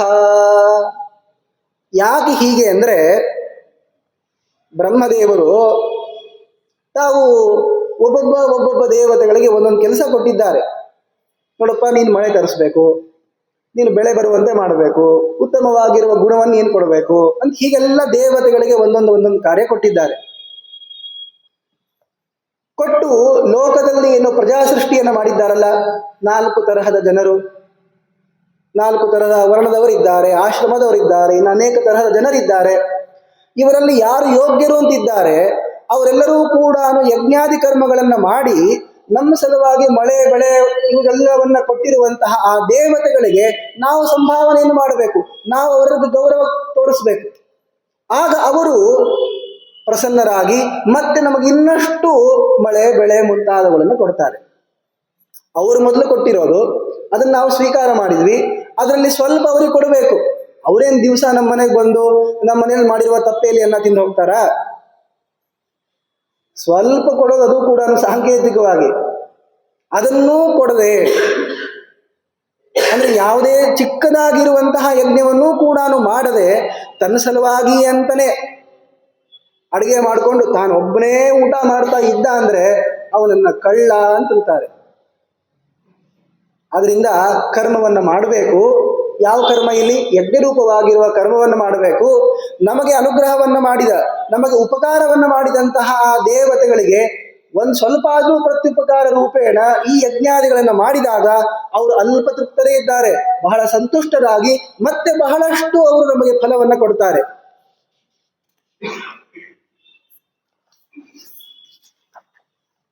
ಪರಸ್ಪರವಾಗಿ ನಾವು ಅವರಿಗೆ ಯಜ್ಞದ ಅರ್ಪಣೆಯನ್ನು ಮಾಡಬೇಕು, ಅವರು ನಮಗೆ ಉತ್ತಮವಾಗಿರುವಂತಹ ಫಲವನ್ನು ಕೊಡ್ತಾರೆ. ಈ ಒಂದು ಚಕ್ರವನ್ನು ನಾವು ಯಾವಾಗಲೂ ನಡೆಸ್ತಿರ್ಬೇಕು. ಯಜ್ಞವನ್ನು ಮಾಡಬೇಕು, ಅದರಿಂದ ಮಳೆ ಆಗ್ತದೆ, ಪ್ರಸನ್ನ ಆಗಿ ಆ ಮಳೆಯಿಂದ ಬೆಳೆಗಳಾಗ್ತವೆ, ಆ ಬೆಳೆಗಳಿಂದ ಮತ್ತೆ ನಾವು ಧಾನ್ಯಾದಿಗಳನ್ನು ಸ್ವೀಕಾರ ಮಾಡ್ತೀವಿ, ಮತ್ತೆ ಯಜ್ಞ ಮಾಡಬೇಕು, ಅವ್ರು ಪ್ರಸನ್ನ ಆಗ್ತಾರೆ. ಈ ಚಕ್ರ ಅನ್ನೋದು ನಡೀತಾನೆ ಇರಬೇಕು. ಅಂದ್ರೆ ಕರ್ಮಗಳನ್ನು ಮಾಡ್ತಾ ಇರಬೇಕು ಅನ್ನೋ ಅಂಶ ಇಲ್ಲಿ ಬಂದಿದೆ. ಇದನ್ನ ಯಾರಾದರೂ ಒಬ್ಬ ವ್ಯಕ್ತಿ ಬಿಟ್ಟ ಅಂತಂದ್ರೆ ಎಲ್ಲವೂ ಕೂಡ ನಿಂತು ಹೋಗ್ಬಿಡ್ತದೆ. ಹಾಗೇನಾಯ್ತು, ಅವನಿಗೆ ಉತ್ತಮವಾಗಿರುವಂತಹ ಗತಿ ಇಲ್ಲ, ದೇವತೆಗಳ ಅಪ್ರೀತಿಗೆ ಅವನು ಕಾರಣನಾಗ್ತಾನೆ, ಪಾಪವೇ ಬರ್ತದೆ. ಯಾಕೆ? ಅವನ ಧರ್ಮವನ್ನು ಅವನು ಬಿಟ್ಟ ಅಂತ. ಈ ಲೋಕದಲ್ಲಿ ಹೇಳ್ತಾರೆ ನೋಡಿ, ಇಲ್ಲಿರೋ ವಿಚಾರ ಬಹಳ ಉತ್ತಮವಾದದ್ದೇ. ನೋಡಿ, ನಾವಿರೋ ಕಾಲಕ್ಕೆ ಹೇಗೆ ಬೇಕಾದಾಗೆ ನಾವು ಭೂಮಿಯಲ್ಲಿದ್ದು ಮುಂದಿನ ಪೀಳಿಗೆಗೆ ನಾವೇನೂ ಕೂಡ ಕೊಡದೆ ಹೋದ್ರೆ ನಮ್ಮನ್ನು ಯಾರಾದರೂ ಕೂಡ ಮೆಚ್ತಾರ? ಎಲ್ಲ ಗಿಡಗಳನ್ನು ಕಡಿದು ಬಿಡುದು. ಯಾಕೆ? ನಾವಂತೂ ಈಗ ಆರಾಮಿದ್ದೀವಲ್ಲ, ಮುಂದಿನವರು ಅವರು ನಮಗೇನು ಸಂಬಂಧ? ಲೋಕದಲ್ಲೂ ಕೂಡ ಇದನ್ನು ಮಾಡೋಕಂದಿದೆ. ಮುಂದಿನವ್ರಿಗೆ ಒಳ್ಳೇದಾಗಲಿ, ಹಿಂದಿನವ್ರು ಹೀಗೆ ಮಾಡಿ ಹೋಗಿದ್ರು, ಇದನ್ನು ಉಳಿಸ್ಬೇಕು, ಇದೇ ತರಹ ನಾವು ವರ್ತನೆ ಮಾಡಬೇಕು ಅಂತ ಹೇಗಿದೆಯಲ್ಲ, ಹಾಗೆ ಹಿಂದಿನಿಂದಲೂ ಕೂಡ ಜ್ಞಾನಿಗಳು ಈ ಒಂದು ಚಕ್ರವನ್ನ, ದೇವತೆಗಳು ನಮ್ಮ ಸಲುವಾಗಿ ಅಂತ ಫಲಗಳನ್ನು ಕೊಡ್ತಾರೆ, ನಾವು ಅವರ ಪ್ರೀತಿಗಾಗಿ ಯಜ್ಞಾದಿಗಳನ್ನು ಮಾಡಬೇಕು ಅಂತನ್ನುವ ಈ ಚಕ್ರ ಏನಿದೆ, ಇದನ್ನು ನಾವು ನಡೆಸ್ತಾನೆ ಬರಬೇಕಾಗಿತ್ತು. ಅದು ನಾವು ಬಿಟ್ವಿ ಅಂತಾದ್ದರಿಂದ, ನಾವು ನಮ್ಮ ಸಲುವಾಗಿಯೇನೇ ಅಡಿಗೆ ಮುಂತಾದವುಗಳನ್ನು ಮಾಡಿಕೊಂಡು ಇದ್ದೀವಿ ಅಂತಾದ್ದರಿಂದ ನಾವು ಒಂಥರಹ ಕಳ್ಳರೇ.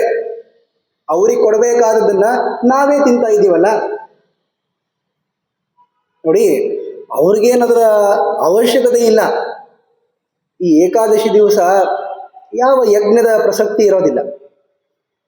ಈಗ ನೀವು ಹೇಳಿದ್ರಿ, ಯಜ್ಞದಿಂದ ದೇವತೆಗಳಿಗೆ ಸಂತೋಷ ಪಡಿಸ್ಬೇಕು, ಅಗ್ನಿಮುಖರಾಗಿರುವ ದೇವತೆಗಳಿಗೆ ಅಗ್ನಿ ಮುಖಾಂತರವಾಗಿ ಆಹುತ್ಯಾದಿಗಳನ್ನು ಕೊಡಬೇಕು, ಅದರಿಂದ ಅವರು ಸಂತುಷ್ಟರಾಗ್ತಾರೆ.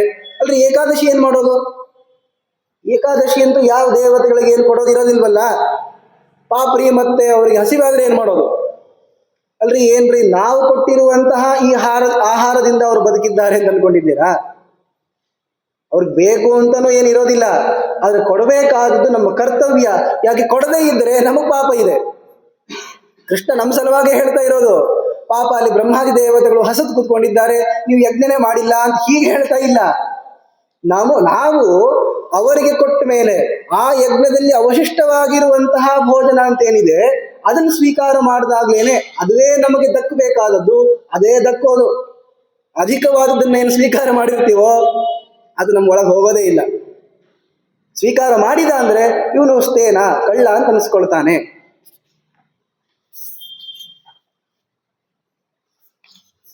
ಆದರೆ ಈ ರೀತಿಯಾಗಿರುವಂತಹ ಕರ್ಮವನ್ನ ಈಗ ಮೇಲ್ನೋಟಕ್ಕೆ ನಾವು ಯಾವ ಒಂದು ಲೋಕದಲ್ಲಿದ್ದೀವಿ ಅಲ್ಲಿ ಪ್ರಸ್ತುತ ಆಗದಿದ್ರೂ ಕೂಡ ಕೃಷ್ಣ ಒಂದು ಮಾತನ್ನು ಹೇಳ್ತಾನೆ.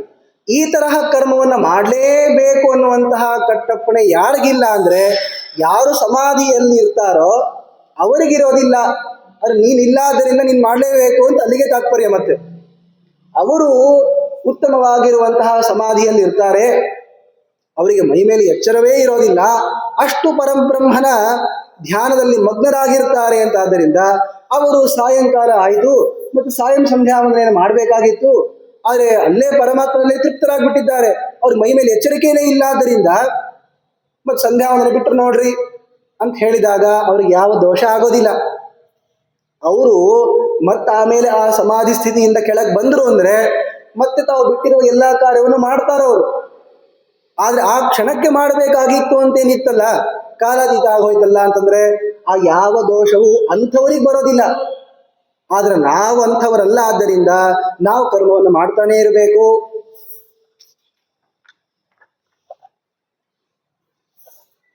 ನೋಡು, ಬರೀ ನಾನು ನಿನಗೊಬ್ಬನಿಗೆ ಹೇಳ್ತೀನಿ ಅಂತಲ್ಲ. ಕರ್ಮಣೈವ ಹಿ ಸಂಸಿದ್ಧಿಂ ಆಸ್ಥಿತ ಜನಕಾದಯ. ಈಗಾಗಲೇ ಹೇಳಿದ ಹಾಗೆ ಜನಕ ಆದಿ ಶಬ್ದದಿಂದ ಪ್ರಿಯವ್ರತ ಮಹಾರಾಜನನ್ನು ತಗೊಳ್ಳಿ, ಇವರೆಲ್ಲರೂ ಕರ್ಮದಿಂದಲೇನೇ ಸಿದ್ಧಿಯನ್ನು ಪಡೆದವರು. ನೀನು ಕೂಡ ಹಾಗೆ ಪಡಿಬೇಕು. ಆಮೇಲೆ ನೀವು ಜ್ಞಾನಿಗಳು, ತಕ್ಕ ಮಟ್ಟಿಗೆ ಜ್ಞಾನಿಗಳೇ ನೀವು ದೊಡ್ಡ ಸ್ಥಿತಿಯಲ್ಲಿರೋರು. ನಿಮ್ಮನ್ನು ನೋಡಿ 4 ಜನ ಕಲಿತಾರೆ ಎನ್ನುವಂತಹ ಸ್ಥಾನದಲ್ಲಿ ಇದ್ದಾಗ ನೀವು ಅವಶ್ಯವಾಗಿ ಕರ್ಮ ಮಾಡಬೇಕು. ಜ್ಞಾನಿಗಳು ಅಂತ ಆದವರು ಕರ್ಮ ಮಾಡ್ತಾರೆ ಅಂತನ್ನುವ ಇನ್ನೊಂದು ಅಂಶವನ್ನು ಕೃಷ್ಣ ಹೇಳ್ತಾನೆ. ಈಗ ನಾವು ಜ್ಞಾನಿಗಳೆಲ್ಲ, ಜ್ಞಾನ ಬರಬೇಕಾಗಿದೆ, ಆಗದಿಂದ ಕರ್ಮ ಮಾಡ್ತಾ ಇರಬೇಕು ಅಂತ ಅನ್ನೋದು ಒಂದು ಅಂಶ. ಆದರೆ ಈಗಾಗಲೇ ಜ್ಞಾನವನ್ನ ಪಡೆದು ಇನ್ನೇನು ಮೋಕ್ಷಕ್ಕೆ ಹೋಗ್ಬೇಕವರು, ಅಂಥವರೂ ಕೂಡ ಕರ್ಮವನ್ನು ಮಾಡ್ತಾರೆ ಅರ್ಜುನ. ಯಾಕೆಂದ್ರೆ ಲೋಕದಲ್ಲಿ ಒಂದು ನಿಯಮ ಇದೆ, ಅದನ್ನು ಕೃಷ್ಣ ಬಹಳ ಅದ್ಭುತವಾಗಿ ಹೇಳ್ತಾನೆ. ಏನ್ ಗೊತ್ತಾ? ಯದ್ಯದಾಚರತಿ ಶ್ರೇಷ್ಠ ತತ್ತದೇವೇತರೋ ಜನಃ ಸ ಯತ್ ಪ್ರಮಾಣಂ ಕುರುತೆ ಲೋಕಸ್ತದನುವರ್ತತೆ. ಯಾವುದನ್ನ ದೊಡ್ಡವರು ಆಚರಣೆ ಮಾಡ್ತಾರೋ ಅದನ್ನ ನೋಡಿ ಯಥಾವತ್ತಾಗಿ ಚಿಕ್ಕವರು ಅನುಕರಣೆ ಮಾಡ್ತಾರೆ. ಸಣ್ಣ ಹುಡುಗರಿದ್ರು ಅಂತಂದ್ರೆ ಅವ್ರ ಮುಂದೆ ಅವಾಚ್ಯ ಶಬ್ದಗಳನ್ನೆಲ್ಲ ಆಡಬೇಡ್ರಿ ಅಂತಂತಾರೆ. ಯಾಕೆ? ಅವನು ಕಲ್ತ್ಕೊಂಡ್ಬಿಡ್ತಾನೆ ಅಂತಂತಾರೆ. ಯಾಕೆಂದ್ರೆ ಅದು ಚಿಕ್ಕವರ ಸ್ವಭಾವವೇ ಆಗಿರೋದು. ದೊಡ್ಡವರನ್ನು ನೋಡೋದು, ಅವ್ರು ಹೇಗೆ ವರ್ತಿಸ್ತಾರೆ ಹಾಗೆ ಕಲಿತಾರೆ. ಅದರಲ್ಲೂ ಚಿಕ್ಕವರು ಅಂತ ಇರ್ತಾರಲ್ಲ, ಅವರಿಗೆ ತುಂಬಾ ಬುದ್ಧಿ ಪ್ರಬಲ ಇರ್ತದೆ. ನೀವು ಹೇಳ್ಕೊಡ್ಬೇಕಾಗಿಲ್ಲ, ಅವ್ರು ನೋಡಿ ಕಲ್ತು ಬಿಡ್ತಾರೆ. ನಮ್ಮಪ್ಪ ಊಟ ಮಾಡೋ ಕಾಲಕ್ಕೆ ನಮ್ಮ ತಾಯಿನ ಬೈತಾನೆ, ನಾನು ಬೈತೀನಿ. ಯಾಕೆ? ನಮ್ಮಪ್ಪ ಮಾಡಿದನಲ್ರಿ. ಇಲ್ಲಿ ಶ್ರೇಷ್ಠ ಅನ್ನುವ ಶಬ್ದದಿಂದ ಅಪೇಕ್ಷಿತರಾದವರನ್ನು ಬಿಟ್ಟು ನಾನು ಹೇಳ್ತಾ ಇರೋದು, ಯಾಕೆ ಲೋಕದಲ್ಲಿ ಅದು ಬಂದಿದೆ ಅಂತ. ಹಾಗೇನೆ ಸತ್ಕಾರ್ಯವನ್ನೂ ಕೂಡ ಸಜ್ಜನರು ದೊಡ್ಡವರನ್ನು ನೋಡಿ ಕಲಿತಾರೆ. ಈಗ ದೊಡ್ಡವರು ಅಂತಾದವರು ಅವರು ಇಲ್ಲೇ ಬಿದ್ದಿದ್ದಾರೆ ತಾನೆ, ಅವರು ಕರ್ಮವನ್ನು ಮಾಡಲೇಬೇಕು ತಾನೆ. ಈಗ ಅವ್ರು ಕರ್ಮ ಮಾಡೋದು ಬಿಟ್ರಪ್ಪ, ಅವರು ಜ್ಞಾನಿಗಳಾಗಿದ್ದಾರೆ, ಅವ್ರಿಗೆ ಬರಬೇಕಾದದ್ದೇನಿಲ್ಲ, ಕೃತಕೃತ್ಯರಿದ್ದಾರೆ, ಅವರು ಸಂಧ್ಯಾ ವಂದನೆ ಬಿಟ್ಟು ಕೂತ್ಕೊಂಡ್ರೆ ಮೇಲ್ನೋಟಕ್ಕೆ ಏನು ಪಾಪ ಇರ್ಲಿಕ್ಕಿಲ್ಲ. ಅದಕ್ಕೂ ಅಂಶ ಮುಂದೆ ಹೇಳ್ತಾನೆ ಕೃಷ್ಣ. ಅಲ್ಲ, ಮೇಲ್ನೋಟಕ್ಕಂತೂ ಅವರೆಲ್ಲ ಸಂಪಾದನೆ ಮಾಡಿಬಿಟ್ಟಿದ್ದಾರೆ ಅಂತ, ಆದ್ದರಿಂದ ಅವ್ರಿಗೆ ಬರಬೇಕಾದದ್ದೇನಿಲ್ಲ ಅಂತ ಅವ್ರು ಅನ್ಕೊಂಡು ಸುಮ್ಮನೆ ಕೂತ್ಕೊಂಡ್ರೆ, ನಮ್ಮ ತಾತ ದೊಡ್ಡವರು ಅಂತ ಜನ ಅಂತಿದ್ರು, ಆದ್ರೆ ಅವರೇನು ಸಂಧ್ಯಾ ವಂದನೆ ಏನು ಮಾಡಿಲ್ಲ, ನಾನು ಮಾಡಲ್ಲ. ಈಗ ಅವ್ರಿಗಿರೋಷ್ಟು ಜ್ಞಾನ ಇವನಲ್ಲಿ ಇರ್ಲಿಕ್ಕಿಲ್ಲ, ಆದರೆ ನೋಡಿದ್ದೇನೋ ಕಲ್ತಿದ್ದೇನೋ, ನೋಡಿದ್ದು ಅವನ ಕರ್ಮಾಭಾವವನ್ನ, ಕಲ್ತಿದ್ದು ಕರ್ಮಾಭಾವವನ್ನೇ. ಆದ್ರಿಂದ ನಾವೇನ್ ಮಾಡ್ತೀವೋ ಅದನ್ನು ಜನರು ನೋಡ್ತಾರೆ, ಅದನ್ನೇ ಅನುಕರಣೆ ಮಾಡ್ತಾರೆ. ಆದ್ರಿಂದ ಅರ್ಜುನ, ನೀನು ಬಹಳ ದೊಡ್ಡವನು. ಪಾಂಡವರು ಹಿಂಗ್ ಮಾಡ್ಯಾರ, ನಾವು ಮಾಡ್ತೀವಿ ಅಂತ ತಿಳ್ಕೊಳ್ಳಿಕ್ಕೆ ತಾನೇ ಮಹಾಭಾರತವನ್ನು ಇಷ್ಟು ದಿವಸಗಳಿಂದ ನಾವು ಮಾಡ್ತಾ ಇರೋದು. ಅವರೇನೋ ಸತ್ಕಾರ್ಯವನ್ನೇ ಮಾಡಿದ್ದಿಲ್ಲ ಅಂದ್ರೆ ನಾವು ಯಾಕೆ ಪಾಂಡವರನ್ನು ನೋಡಿ ಕಲಿಬೇಕು ಅಂತ ಹೇಳ್ತಾ ಇದ್ವಿ. ಆದ್ರಿಂದ ಇದು ಎಲ್ಲರ ಮೇಲೂ ಕೂಡ ಒಂದು ಜವಾಬ್ದಾರಿ ಇದೆ. ಕೃಷ್ಣ ಹೇಳ್ತಾ ಇರೋದು, ನೀವು ಯಾರಿಗಿಂತಲೂ ಒಬ್ರು ದೊಡ್ಡವರು ಅಂತ ಆಗಿರ್ತೀವಿ ನೋಡಿ.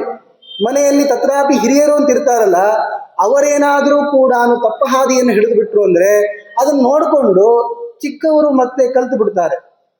ಆದ್ರಿಂದ ದೊಡ್ಡವರು ಅಂತಾದವರು ಯಾವುದನ್ನ ಮಾಡ್ತಾರೋ ಅದನ್ನೇ ಚಿಕ್ಕವರು ಅನುಸರಿಸ್ತಾರೆ ಅಂತಾದ್ದರಿಂದ ನಾವು ಅವಶ್ಯವಾಗಿ ದೊಡ್ಡ ಸ್ಥಾನದಲ್ಲಿ ಇದ್ದ ಮೇಲೆ ನಾವು ಕಾರ್ಯವನ್ನು ಮಾಡಲೇಬೇಕು. ಯಾಕೆ, ಅವರಿಗೆ ಶಿಕ್ಷಣೆ ಮಾಡ್ಲಿಕ್ಕಂತಾದ್ರೂ ಮಾಡಬೇಕು. ನೋಡಿ, ಕೃಷ್ಣ ಪರಮಾತ್ಮ ಪಾಪ ಎಲ್ಲ ಮಾಡಿದ್ದಾನ್ರಿ, ಎಲ್ಲ ಮಾಡಿದ್ರೂ ಕೂಡ ಇನ್ನ ಬೈತಾ ಇದ್ದಾರೆ, ಅದು ಬೇರೆ ವಿಚಾರ. ಅವನು ಸ್ನಾನ ಮಾಡಿದ್ದಾನೆ, ಸಂಧ್ಯಾ ವಂದನೆ ಮಾಡಿದ್ದಾನೆ, ದೇವರ ಪೂಜೆ ಅಂತ ನಾಟಕನೂ ಮಾಡಿದ್ದಾನ್ರಿ. ಯಾಕೆ, ಅವನೇ ದೇವರು, ಅವನು ಯಾರನ್ನು ಪೂಜೆ ಮಾಡ್ತಾನೆ? ಇವೆಲ್ಲ ಮಾಡಿದ್ ಯಾಕೆ ಅಂದ್ರೆ, ಕೃಷ್ಣನು ಸಂಧ್ಯಾ ವಂದನೆ ಮಾಡಿದ್ದ, ನಾನು ಮಾಡಬೇಕು ಅನ್ನುವಂತಹ ಬುದ್ಧಿ ಬರಲಿ ಅಂತಾನೆ ಮಾಡಿದ್ದು ಕೃಷ್ಣ. ಅದನ್ನೇ ಹೇಳ್ತಾನೆ, ನಿಮಗೆ ಕರ್ಮವನ್ನು ಮಾಡು ಅಂತ ಹೇಳ್ತಾ ಇದ್ದೀನಲ್ರಪ್ಪ, ನಾನು ಕರ್ಮ ಮಾಡ್ತೀನ್ರೋ. ಅಲ್ಲ ಕೃಷ್ಣ, ನೀನ್ ಯಾಕೆ ಮಾಡೋದು ಅಂದ್ರೆ, ಏನಾದ್ರು ಫಲ ಬೇಕಾ ನಿನಗೆ ಅಂದ್ರೆ ನಾನೇ ಕೊಡೋದು. ನನಗೆ ಯಾರು ಕೊಡೋರಿದ್ದಾರೆ? ಒಂದ್ ರೀತಿ ಅನಾಥ, ಆಮೇಲೆ ದೀನ, ಪಾಪ ಯಾರೂ ರಕ್ಷಕರಿಲ್ಲ ಇತ್ಯಾದಿ ಶಬ್ದಗಳನ್ನ ದೇವರಲ್ಲಿ ಬಳಸಲಿಕ್ಕೆ ಆಗ್ತದೆ. ಯಾಕೆ, ನಮಗೆಲ್ಲರಿಗೂ ರಕ್ಷಕ ಪರಮಾತ್ಮ, ಪರಮಾತ್ಮನಿಗೆ ಯಾರು ರಕ್ಷಣೆ ಮಾಡ್ತಾರೆ? ಅದಕ್ಕೊಂದು ಮಾತು ಹೇಳ್ತಾನೆ, ನಮೇ ಪಾರ್ಥಾಸ್ತಿ ಕರ್ತವ್ಯಂ ತ್ರಿಷು ಲೋಕೇಶು ವಿದ್ಯತೆ ನಾನವಾಪ್ತಮವಾಪ್ತವ್ಯಂ ವರ್ತ ಏವಚ ಕರ್ಮಣಿ. ನಾನು ನಿಮಗೆಲ್ಲ ಕರ್ಮ ಮಾಡಿ ಅಂತ ಹೇಳ್ತಾ ಇದ್ದೀನಿ, ನಿಮಗೇನಾದ್ರೂ ಪ್ರಯೋಜನ ಇದೆ ಅಂತಾನೆ ನಾನು ಹೇಳ್ತಿರೋದು. ನನಗೇನು ಪ್ರಯೋಜನ ಇದೆಯಪ್ಪ? ನಾನು ಯಾಕೆ ಹಾಗಾದ್ರೆ ಮಾಡಬೇಕು? ಎಲ್ಲ ಮಾಡಿದ್ರೇನೆ ಇವತ್ತಿಗೂ ನನ್ನ ಮೇಲೆ ಆಕ್ಷೇಪ ಮಾಡ್ತೀರಾ ನೀವು. ಇನ್ನು ನಾನು ಬೇಡ ಅಂತ ಸ್ವಸ್ಥ ಕೂತ್ಕೊಂಡಿದ್ರೆ, ಮತ್ತೆ ಉತ್ತಮವಾದ ಕಾರ್ಯವನ್ನು ಮಾಡಿದ ಮೇಲೇನೆ ನಿಂದಕರು ಅಂತಿರೋ ಕಾಲಕ್ಕೆ ಇನ್ನು ಬಿಟ್ಟು ಕೂತ್ಕೊಂಡಾಗ ಸಜ್ಜನರೂ ಕೂಡ ತಪ್ಪ ಹಾದಿ ಹಿಡಿತಾರೆ. ಮಾಡಬೇಕಾಗಿಲ್ಲ ರೀ, ಶ್ರೀರಾಮಚಂದ್ರ ಮಾಡಿದ್ನ, ಕೃಷ್ಣ ಮಾಡಿದ್ನ ಅಂತ ಕೇಳ್ತಾರೆ. ನಾನು ಕೂಡ ಸಜ್ಜನರಿಗೆ ಬೋಧನೆ ಮಾಡಲಿಕ್ಕೆ ಅಂತಾನೆ ಅನೇಕ ಕಾರ್ಯಗಳನ್ನು ಮಾಡಿದ್ದೇನೆ. ಆದರೆ ಅಲ್ಲೊಂದು ವೈಲಕ್ಷಣ್ಯ ಇದೆ. ಸಜ್ಜನರಿಗೆ ಬೋಧ ಉಂಟಾಗಬೇಕು ಅಂತ ಕೆಲವು ಕಾರ್ಯವನ್ನು ಮಾಡಿದ್ದೇನೆ ಅಂಥೇಳಿ ನನ್ನನ್ನು ವಿಧಿಬದ್ಧ ಅಂತ ತಿಳಿಬೇಡ್ರಿ ಅಂತ ಅಂದ್ಕೊಂಡು ನಿಮಗೆ ಆಗದೇ ಇರುವ ಕೆಲವು ಕಾರ್ಯವನ್ನು ನಾನು ಮಾಡಿದ್ದೇನೆ. ಅದೇ 16,108 ವಿವಾಹವನ್ನು ಮಾಡಿಕೊಂಡಿತ್ತು. ಬಹಳ ಬುದ್ಧಿವಂತರು ಅಂತ ನಮ್ಮನ್ನು ನಾವು ಅನ್ಕೊಂಡು ಈ ಪ್ರಶ್ನೆ ಕೇಳಿದೀವಿ ಕೃಷ್ಣನಿಗೆ. ನಾವ್ಯಾಕೆ ಮಾಡ್ಕೊಳ್ಬಾರ್ದ್ರಿ, ಕೃಷ್ಣನೇ ಅಷ್ಟು ಮಾಡ್ಕೊಂಡಿದ್ದಾನೆ ಅಂತ. ಇದಕ್ಕೆ ಉತ್ತರ ನಾನು ಕೊಡಬೇಕಾಗಿಲ್ಲ, ಎಲ್ಲ ಗೃಹಸ್ಥಾಶ್ರಮಿಗಳಿಗೂ ಅದು ಗೊತ್ತಿದೆ. ಆದ್ರಿಂದ ಪರಮಾತ್ಮ ತಾನು ವಿಧಿಬದ್ಧನಿದ್ದಾನೆ ಅಂತ ಅನ್ನುವ ಭ್ರಾಂತಿ ನಿಮಗೆ ಬರಬಾರದು ಅನ್ನೋ ದೃಷ್ಟಿಯಿಂದ ಅನೇಕ ಅಶಕ್ಯ ಕಾರ್ಯಗಳನ್ನು ಮಾಡಿ ತೋರಿಸಿದ್ದಾನೆ. ಬೆರಳಲ್ಲಿ ಗೋವರ್ಧನ ಪರ್ವತವನ್ನು ಇಟ್ಟಿದ, ನಮ್ಮ ರುದ್ರದೇವರು ವಿಷಪಾನ ಮಾಡಿದ್ರು, ನೀವು ಮಾಡ್ರಿ ಕೂತ್ಕೊಂಡು, ಯಾರು ಬೇಡ ಅಂತಾರೆ? ಅದರಿಂದ ಅದನ್ನ ನೀವು ಬೇರೆ ರೀತಿಯಲ್ಲಿ ಅರ್ಥ ಮಾಡ್ಕೊಳ್ಳೋದು ಅಂತಾದರೆ ಅವಶ್ಯವಾಗಿ ಅದಕ್ಕೆ ಶಿಕ್ಷೆ ಇದೆ. ಆದರೆ ಪ್ರತಿ ದಿವಸದ ಕರ್ತವ್ಯ ಕರ್ಮಗಳನ್ನು ಮಾಡಬೇಕು. ಅದಕ್ಕೆ ನಮಗೊಬ್ಬರು ಯಾರಾದರೂ ಕೂಡ ಹಿರಿಯರು ಬೇಕು ಅಂತ ಅಪೇಕ್ಷಿಸುವ ಕಾಲಕ್ಕೆ ಕೃಷ್ಣ ಆಗಲಿ ಅನೇಕ ದೇವತೆಗಳಾಗಲಿ ತಾವು ಮಾಡಿ ತೋರಿಸ್ತಾರೆ, ಈ ತರಹ ನೀವು ಮಾಡಬೇಕು ಅಂತ. ರಾಘವೇಂದ್ರ ಸ್ವಾಮಿಗಳವರು ಅವರಿಗೆ ಅನುಗ್ರಹವನ್ನು ಮಾಡಿರುವಂತಹ ಶ್ರೀಮದ್ ಆನಂದ ತೀರ್ಥ ಭಗವತ್ಪಾದಾಚಾರ್ಯರು ಇವರೆಲ್ಲ ಯಾಕೆ ಮಾಡಬೇಕಾಗಿತ್ತು? ಮಧ್ವ ವಿಜಯದಲ್ಲಿ 14ನೇ ಸರ್ಗ ಸಂಪೂರ್ಣವಾಗಿ ಆಚಾರ್ಯರು ಹೇಗೆ ಪೂಜೆ ಮಾಡ್ತಾ ಇದ್ರು, ಹೇಗೆ ನಿರ್ಮಾಲ್ಯ ವಿಸರ್ಜನೆಯನ್ನು ಮಾಡ್ತಾ ಇದ್ರು, ಸ್ನಾನ ಹೇಗೆ ಮಾಡ್ತಾ ಇದ್ರು, ಇವೆಲ್ಲವನ್ನು ಹೇಳಿದ್ದಾರೆ. ಬರೇ ತಮ್ಮ ಗ್ರಂಥದಿಂದ ಬರೆದ್ರೆ ಸಾಲದು ಅಂತ ಸದಾಚಾರ ಸ್ಮೃತಿ ಅನ್ನೋ ಗ್ರಂಥವನ್ನು ಬರೀತಾರೆ ಮತ್ತೆ ಆಚಾರ್ಯರು. ಅಷ್ಟು ಸಾಲದು, ಬರೇ ಗ್ರಂಥ ಬರೆದ್ರೆ ಸಾಲದು ಅಂತ ಅಲ್ಲಿ ಏನು ಹೇಳಿದ್ದಾರೋ ತೋರಿಸಿಕೊಟ್ಟಿದ್ದಾರೆ. ಹೇಗೆ ಸನ್ಯಾಸಿಗಳು ಇರಬೇಕು, ಇಲ್ಲ ಸನ್ಯಾಸವನ್ನು ಯಾಕೆ ಸ್ವೀಕಾರ ಮಾಡಬೇಕಾಗಿತ್ತು? ಭೀಮ ಆಗಿ ತತ್ವೋಪದೇಶವನ್ನು ಮಾಡಿದ್ನಲ್ಲ, ಮಧ್ವರು ಕೂಡ ಗೃಹಸ್ಥ ಆಗ್ಬಿಟ್ಟು ಉಪದೇಶ ಮಾಡ್ಬೋದಾಗಿತ್ತಲ್ಲ. ಅವರಿಗೊಂದು ಕಳಕಳಿ ಇತ್ತು, ಅದೇ ಎರಡನೇದ್ದು. ಸ ಯತ್ ಪ್ರಮಾಣಂ ಕುರುತೆ ಲೋಕಸ್ತದನುವರ್ತತೆ ಅನನ್ಯ ಸಂಗಾದ್ ಗುಣ ಸಂಗೀತಾಹರೇಹೇ ಜನಸ್ಯ ಮಾನಂತು ವಿಶಿಷ್ಟ ಚೇಷ್ಟಿತಂ. ನಾನು ಕೂಡ ಗೃಹಸ್ಥ ಅಂತ ಆಗಿದ್ರೆ ನನಗೆ ಯಾವ ವಿಷಯಾಭಿಲಾಷೆ ಇಲ್ಲ, ಆದರೆ ಇವನು ಗೃಹಸ್ಥ ಅಂತಾದ್ರಿಂದ ಲೋಕದಲ್ಲಿ ಮಹತ್ವ ಕೊಡೋದಿಲ್ಲ. ಆದರೆ ನಾನು ಗುಣಸಂಗಿ ಆಗಿದ್ದೇನೆ ಅಂತಂದಾಗ ನನ್ನ ಪ್ರಮಾಣ ಅಂತ ಒಪ್ತಾರೆ. ಅದರಿಂದ ಲೋಕದಲ್ಲಿ ಹಿರಿಯರು ಯಾವುದನ್ನು ಮಾಡ್ತಾರೋ ಅದನ್ನೇ ಮಾಡ್ತಾರೆ, ಅವ್ರು ಯಾವುದು ಸರಿ ಅಂತಂತಾರೋ ಅದನ್ನು ಕಣ್ಣು ಮುಚ್ಚಿ ಸರಿ ಅಂತಂತಾರೆ. ಇಂತಹ ಪರಿಸ್ಥಿತಿ ಇದ್ದಾಗ ದೊಡ್ಡವರು ಅಂತ ಯಾರು ಇರ್ತಾರಲ್ಲ ಅವ್ರು ಹಾದಿ ತಪ್ಪಿಸುವ ಕೆಲಸ ಮಾಡಬಾರದು. ಅಲ್ಲ, ಅವರು ಜ್ಞಾನಿಗಳು ಅಂತಾದ್ರೆ ಅವ್ರಿಗೇನು ಪ್ರಯೋಜನ ರೀ? ಬರೀ ಜನನ್ ತಿದ್ದೋದೇ ಅವ್ರ ಪ್ರಯೋಜನವಾ? ಅದಕ್ಕೆ ಹೇಳ್ತಾನೆ ಕೃಷ್ಣ, ಜನರು ತಿದ್ದುಕೊಳ್ಳಿ, ಅವರು ರೂಢಿಸ್ಕೊಳ್ಳಿ ಅಂತ ನೀವು ಮಾಡ್ತಾ ಇದ್ದೀರಲ್ಲ, ಇದಕ್ಕೆ ನಾನು ಪ್ರಸನ್ನ ಆಗ್ತೀನಲ್ಲ, ನನ್ನ ಪ್ರಸಾದವೇ ಫಲ. ಇದಕ್ಕೆ ಇಷ್ಟೊತ್ತು ನಿಷ್ಕಾಮ ಕರ್ಮ ಮಾಡಿ ಅಂತ ಬೋಧನೆ ಮಾಡಿ ಈಗ ಫಲಾಂತರ ಅಪೇಕ್ಷೆಗೆ ಮತ್ತೆ ಹೋಗಬೇಡಿ. ಲೋಕ ಸಂಗ್ರಹವನ್ನು ಮಾಡಿದ್ದಕ್ಕೂ ಏನು ಪ್ರಯೋಜನ ಅಂದರೆ ಮತ್ತೆ ಮೋಕ್ಷದಲ್ಲಿ ಆನಂದಾತಿಶಯ, ನನ್ನ ಪ್ರೀತಿತಿಶಯವೇ ನಿಮಗೆ ಫಲ. ಆದ್ರಿಂದ ಜ್ಞಾನಿಗಳು ಅಂತ ಆದವರಿಗೆ ಮತ್ತಷ್ಟು ನಾನು ಪ್ರಸನ್ನ ಆಗ್ತೀನಿ. ಆ ಜ್ಞಾನಿಗಳನ್ನು ನೋಡಿ ಅಜ್ಞಾನಿಗಳು ಪಾಮರರು ರೂಢಿಸಿಕೊಂಡಾಗ ಅವರಿಗೆ ಉತ್ತಮವಾಗಿರುವ ಜ್ಞಾನ ಇದೆ, ನಿಷ್ಫಲತೆ ಇಲ್ಲವೇ ಇಲ್ಲ. ಪರಮಾತ್ಮನ ಸಾಮ್ರಾಜ್ಯದಲ್ಲಿ ಎಲ್ಲದಕ್ಕೂ ಕೂಡ ಸಾಫಲ್ಯ ಇದೆ. ಆದ್ದರಿಂದ ನಾನಾದರೂ ಕರ್ಮವನ್ನು ಯಾಕೆ ಮಾಡೋದು? ಮತ್ತು ನಾನೇ ಮಾಡ್ತೀನಿ ಅಂತಿರೋ ಕಾಲಕ್ಕೆ ನಿಮಗೆ ಪ್ರತ್ಯೇಕಿಸಿ ಹೇಳಬೇಕಾ? ಮಾಡ್ರಿ ಅಂತ. ಯದಿಹ್ಯಯಂ ನ ವರ್ತೇಯಂ ಜಾತು ಕರ್ಮಣ್ಯ ತಂದ್ರಿತಃ ಮಮ ವರ್ತ್ಮಾನು ವರ್ತಂತೆ ಮನುಷ್ಯ ಪಾರ್ಥ ಸರ್ವಶಃ. ನನ್ನ ಹಾದಿ ಹಿಡಿದು ಬಿಡ್ತಾರೆ ಅಂತಂತಾನೆ ಕೃಷ್ಣ. ಕೃಷ್ಣ ಮಾಡಿಲ್ಲಲ್ಲ, ನಾವು ಮಾಡೋದು ಬೇಡ. ಪ್ರಾತಸ್ಮರಣೀಯರಾದ ಶ್ರೀ ವಾದಿರಾಜ ತೀರ್ಥ ಶ್ರೀಪಾದಂಗಳವರು ಒಂದು ಅದ್ಭುತವಾದ ಮಾತನಾಡ್ತಾರೆ. ಕೃಷ್ಣ ಪರಮಾತ್ಮನನ್ನ ಮಥುರಾ ಪಟ್ಟಣಕ್ಕೆ ಕರ್ಕೊಂಡು ಹೋಗಬೇಕು ಅಂತ ಅಕ್ರೂರ ಬಂದಿರ್ತಾನೆ.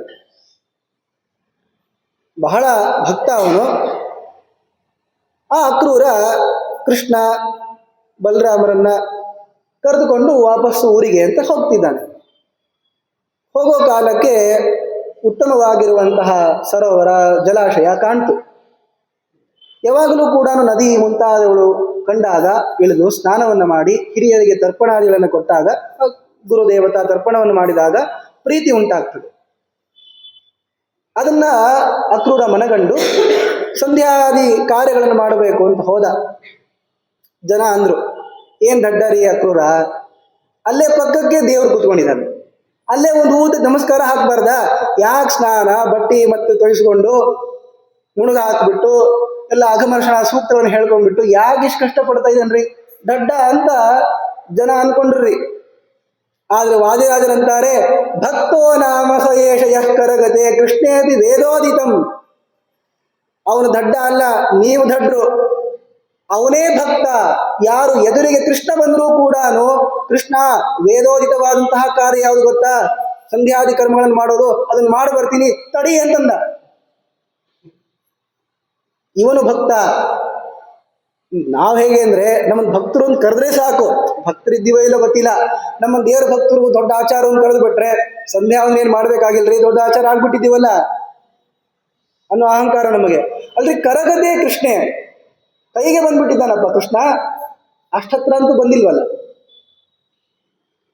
ಅಷ್ಟು ಹತ್ರ ಹೋದ್ರೂ ಕೂಡ ವೇದೋದಿತವಾಗಿರುವಂತಹ ಆ ಸಂಧ್ಯಾದಿ ಕರ್ಮಗಳನ್ನ ಮಾಡಲೇಬೇಕು ಅಂತ ಅನ್ಕೊಂಡು ಹೋದ್ನಲ್ಲ, ಆ ಅಕ್ರೂರನೇ ಸಯೇವ ಭಕ್ತ, ಅವನೇ ನಿಜವಾದ ಭಕ್ತ. ಅತೀತಾನಾಗತ ಜ್ಞಾನಿ ತ್ರೈಲೋಕ್ಯೋದ್ಧರಣ ಕ್ಷಮಃ ಏತಾದೃಶೋಪಿ ನಾಚಾರಂ ಶ್ರೌತಂ ಸ್ಮಾರ್ತಂ ಪರಿತ್ಯಜೇತ್.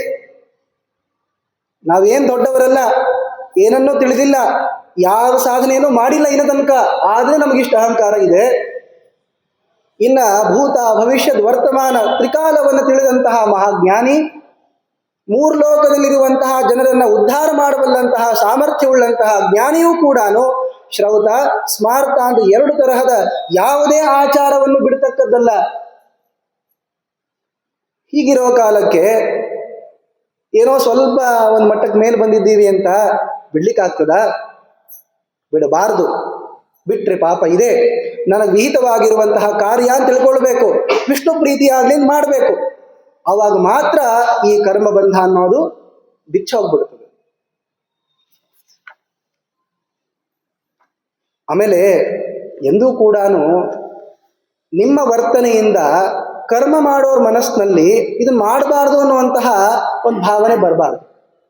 ನೀವು ದೊಡ್ಡವರು ಇರ್ಬೋದು, ನಿಮ್ಮನ್ನು ನಾವು ನಿಂದೆ ಮಾಡಲ್ಲ, ಆಯ್ತಾ, ನೀವು ದೊಡ್ಡವರೇ ಇದ್ದೀರಾ, ನೀವು ಇನ್ನೇನು ಮುಂದಿನ ಹೆಜ್ಜೆನ ಮೋಕ್ಷದ ದ್ವಾರದಲ್ಲೇ ಇಡ್ತೀರಾ ಅಂತಿದ್ರೂ ಕೂಡ ನಿಮ್ಮ ಕರ್ಮದ ಅನನುಷ್ಠಾನ ಅನ್ನೋದು ಮತ್ತೊಬ್ಬರ ಕರ್ಮ ಅನನುಷ್ಠಾನಕ್ಕೆ ಕಾರಣ ಆಗಬಾರ್ದು. ನ ಬುದ್ಧಿಭೇದಂ ಜನಯೇತ್ ಅಜ್ಞಾನಾತ್ ಕರ್ಮ ಸಂಗಿನಾಂ ಜೋಷಯೇತ್ ಸರ್ವ ಕರ್ಮಾಣಿ ವಿದ್ವಾನ್ ಯುಕ್ತ ಸಮಾಚರನ್. ಇದು ಯಜ್ಞದಾ ಜಗದೀಶ್ರೇಷ್ಠ ಅನ್ನೋ ಶ್ಲೋಕದ ಅಭಿಪ್ರಾಯವನ್ನೇ ಬೇರೆ ರೀತಿಯಲ್ಲಿ ಹೇಳುವಂಥದ್ದು. ನಾವು ಕರ್ಮವನ್ನ ಅನುಷ್ಠಾನ ಮಾಡದೆ ಮಾಡೋರನ್ನ ನಕ್ಕು ಅಥವಾ ಅದರಲ್ಲಿ ತುಂಬಾ ದೋಷ ಎಣಿಸಿ ಇಷ್ಟು ಮಾಡೋದಕ್ಕಿಂತ ನೀನು ಬಿಡೋದೇ ವಾಸಿ ಅಂತನ್ನುವ ಭಾವನೆ ನನ್ನನ್ನು ಹುಟ್ಟಿಸ್ಬಿಟ್ಟು ಏನೋ ಅಲ್ಪ ಸ್ವಲ್ಪ ತಪ್ಪಾಗಿ ಮಾಡ್ತಿದ್ರು, ಮಾಡಬೇಕು ಅನ್ನುವಂಥ ಬುದ್ಧಿಯನ್ನು ಹಾಳು ಮಾಡಿ ನೀವಿದ್ರೆ ಅದು ನನ್ನ ಪ್ರೀತಿ ಕಾರಣ ಆಗೋದಿಲ್ಲ ಅಂತಾನೆ ಕೃಷ್ಣ. ನ ಬುದ್ಧಿಭೇದಂ ಜನಯೇತ್ ನ ಜನಯೇತ್. ಬುದ್ಧಿಭೇದಕ್ಕೆ ಕಾರಣ ಅಂತ ನೀವಾದ್ರೆ ನಾನು ನಿಮ್ಮ ಮೇಲೆ ಪ್ರಸನ್ನ ಆಗೋದಿಲ್ಲ. ಜೋಷಯೇತ್ ಸರ್ವಕರ್ಮಾಣಿ ವಿದ್ವಾನ್ ಯುಕ್ತ ಸಮಾಚರನ್. ನೀವು ಕೂಡ ಅವ್ರ ಜೊತೆ ಸೇರ್ಕೊಳ್ರಿ, ಅಥವಾ ಸೇರ್ಕೊಳ್ಳದಿದ್ದಾದ್ರೂ ಕೂಡ ಅವರಿಂದ ಕರ್ಮ ಅನುಷ್ಠಾನವಾಗೋ ರೀತಿಯಲ್ಲಿ ನಡ್ಕೊಳ್ಳಿ. ಆದರೆ ಆ ಕರ್ಮವನ್ನು ನಿಲ್ಲಿಸುವ ರೀತಿಯಲ್ಲಿ ನೀವು ಯಾವುದೇ ಕಾರ್ಯವನ್ನು ಮಾಡ್ತಕ್ಕದ್ದಲ್ಲ. ಇವೆಲ್ಲವೂ ಕರ್ಮಾನುಷ್ಠಾನದ ಮಹತ್ವವನ್ನೇ ಹೇಳ್ತಾ ಇರೋದು. ಕರ್ಮವನ್ನು ಮಾಡಲೇಬೇಕು ಅಂತ. ಪ್ರಕೃತೆ ಕ್ರಿಯಮಾಣಾನಿ ಗುಣೈ ಕರ್ಮಾಣಿ ಸರ್ವಶಃ ಅಹಂಕಾರ ವಿಮೂಢಾತ್ಮ ಕರ್ತಾಹಮಿತಿ ಮನ್ಯತೆ. ನಾವು ಅವಶರಾಗಿ ಕಾರ್ಯವನ್ನ ಮಾಡ್ತೀವಿ ಅಂತ ಈಗಾಗಲೇ ಹೇಳಿದ್ರು ನೋಡಿ. ಸಂಪೂರ್ಣವಾಗಿ ನಿಷ್ಕ್ರಿಯರಾಗಿ ಇದ್ಬಿಡ್ತೀವಿ ಅಂತನ್ನೋದು ಆಗೋದಿಲ್ಲ. ಯಾಕೆಂದ್ರೆ ನಾವು ಅವಶರಾಗಿ ಕಾರ್ಯವನ್ನು ಮಾಡ್ತಾನೆ ಇರೋದು ಅಂತ. ಅದು ಆಗುವಂತಹದ್ದು ಪ್ರಕೃತಿ ಕ್ರಿಯಮಾಣಾನಿ. ನಾವು ಪ್ರಕೃತಿ ಅಂತ ಅನ್ಸ್ಕೊಂಡಿರುವಂತಹ ಆ ಭಗವಂತನ ಪ್ರೇರಣೆಯಿಂದಲೇನೆ ಕಾರ್ಯವನ್ನು ಮಾಡೋದು. ಪ್ರಕೃತಿ ಅಂತ ಅನ್ಸ್ಕೊಂಡಿರುವಂತಹ ಜಡ ಪ್ರಕೃತಿಯಿಂದಲೇನೆ ನಾವು ಕಾರ್ಯವನ್ನು ಮಾಡ್ತಾ ಇರೋದು. ನಮ್ಮ ಸ್ವಭಾವ, ನಿಮ್ಮ ಪ್ರಕೃತಿ ಹೇಗಿದೆ ಅಂತ ಕೇಳ್ತಾರಲ್ಲ, ಆ ಪ್ರಕೃತಿಯಲ್ಲ, ಜೀವ ಸ್ವರೂಪಭೂತವಾಗಿರುವಂತಹ ಸ್ವಭಾವ ಅಂತೇನಿದೆ, ಆ ಸ್ವಭಾವ ಹೇಗಿರ್ತದೋ ಹಾಗೆ ನಾವು ಕಾರ್ಯವನ್ನು ಮಾಡೋದು. ಇದನ್ನ ತಿಳ್ಕೊಳ್ಳಾರ್ದೆ ನಾನೇ ಮಾಡ್ತಿರೋದು ಅಂತ ತನ್ನ ಏನು ಸ್ವಲ್ಪ ಕರ್ತೃತ್ವ ಇದೆ ಅದರಲ್ಲಿ ಸ್ವಾತಂತ್ರ್ಯ ಭ್ರಮವನ್ನು ಮಾಡಿಕೊಳ್ತಾನೆ. ಅಹಂಕಾರ ವಿಮೂಢಾತ್ಮ ಅಹಂಕರ್ತ ಅಹಮೇವ ಕರ್ತ, ನಾನೇ ಸ್ವತಂತ್ರ ಕರ್ತ ಅಂತ ತಿಳಿತಾನೆ. ದೇವರು ನಮ್ಮಲ್ಲಿ ನಿಂತುಕೊಂಡು ನಮಗೆ ವಿಹಿತವಾಗಿರುವ ಕರ್ಮಗಳನ್ನು ಮಾಡಿಸ್ತಾನೆ ಅಂತ ತಿಳಿಯೋದು ಕೂಡ ಬೇಕಾಗುತ್ತೆ.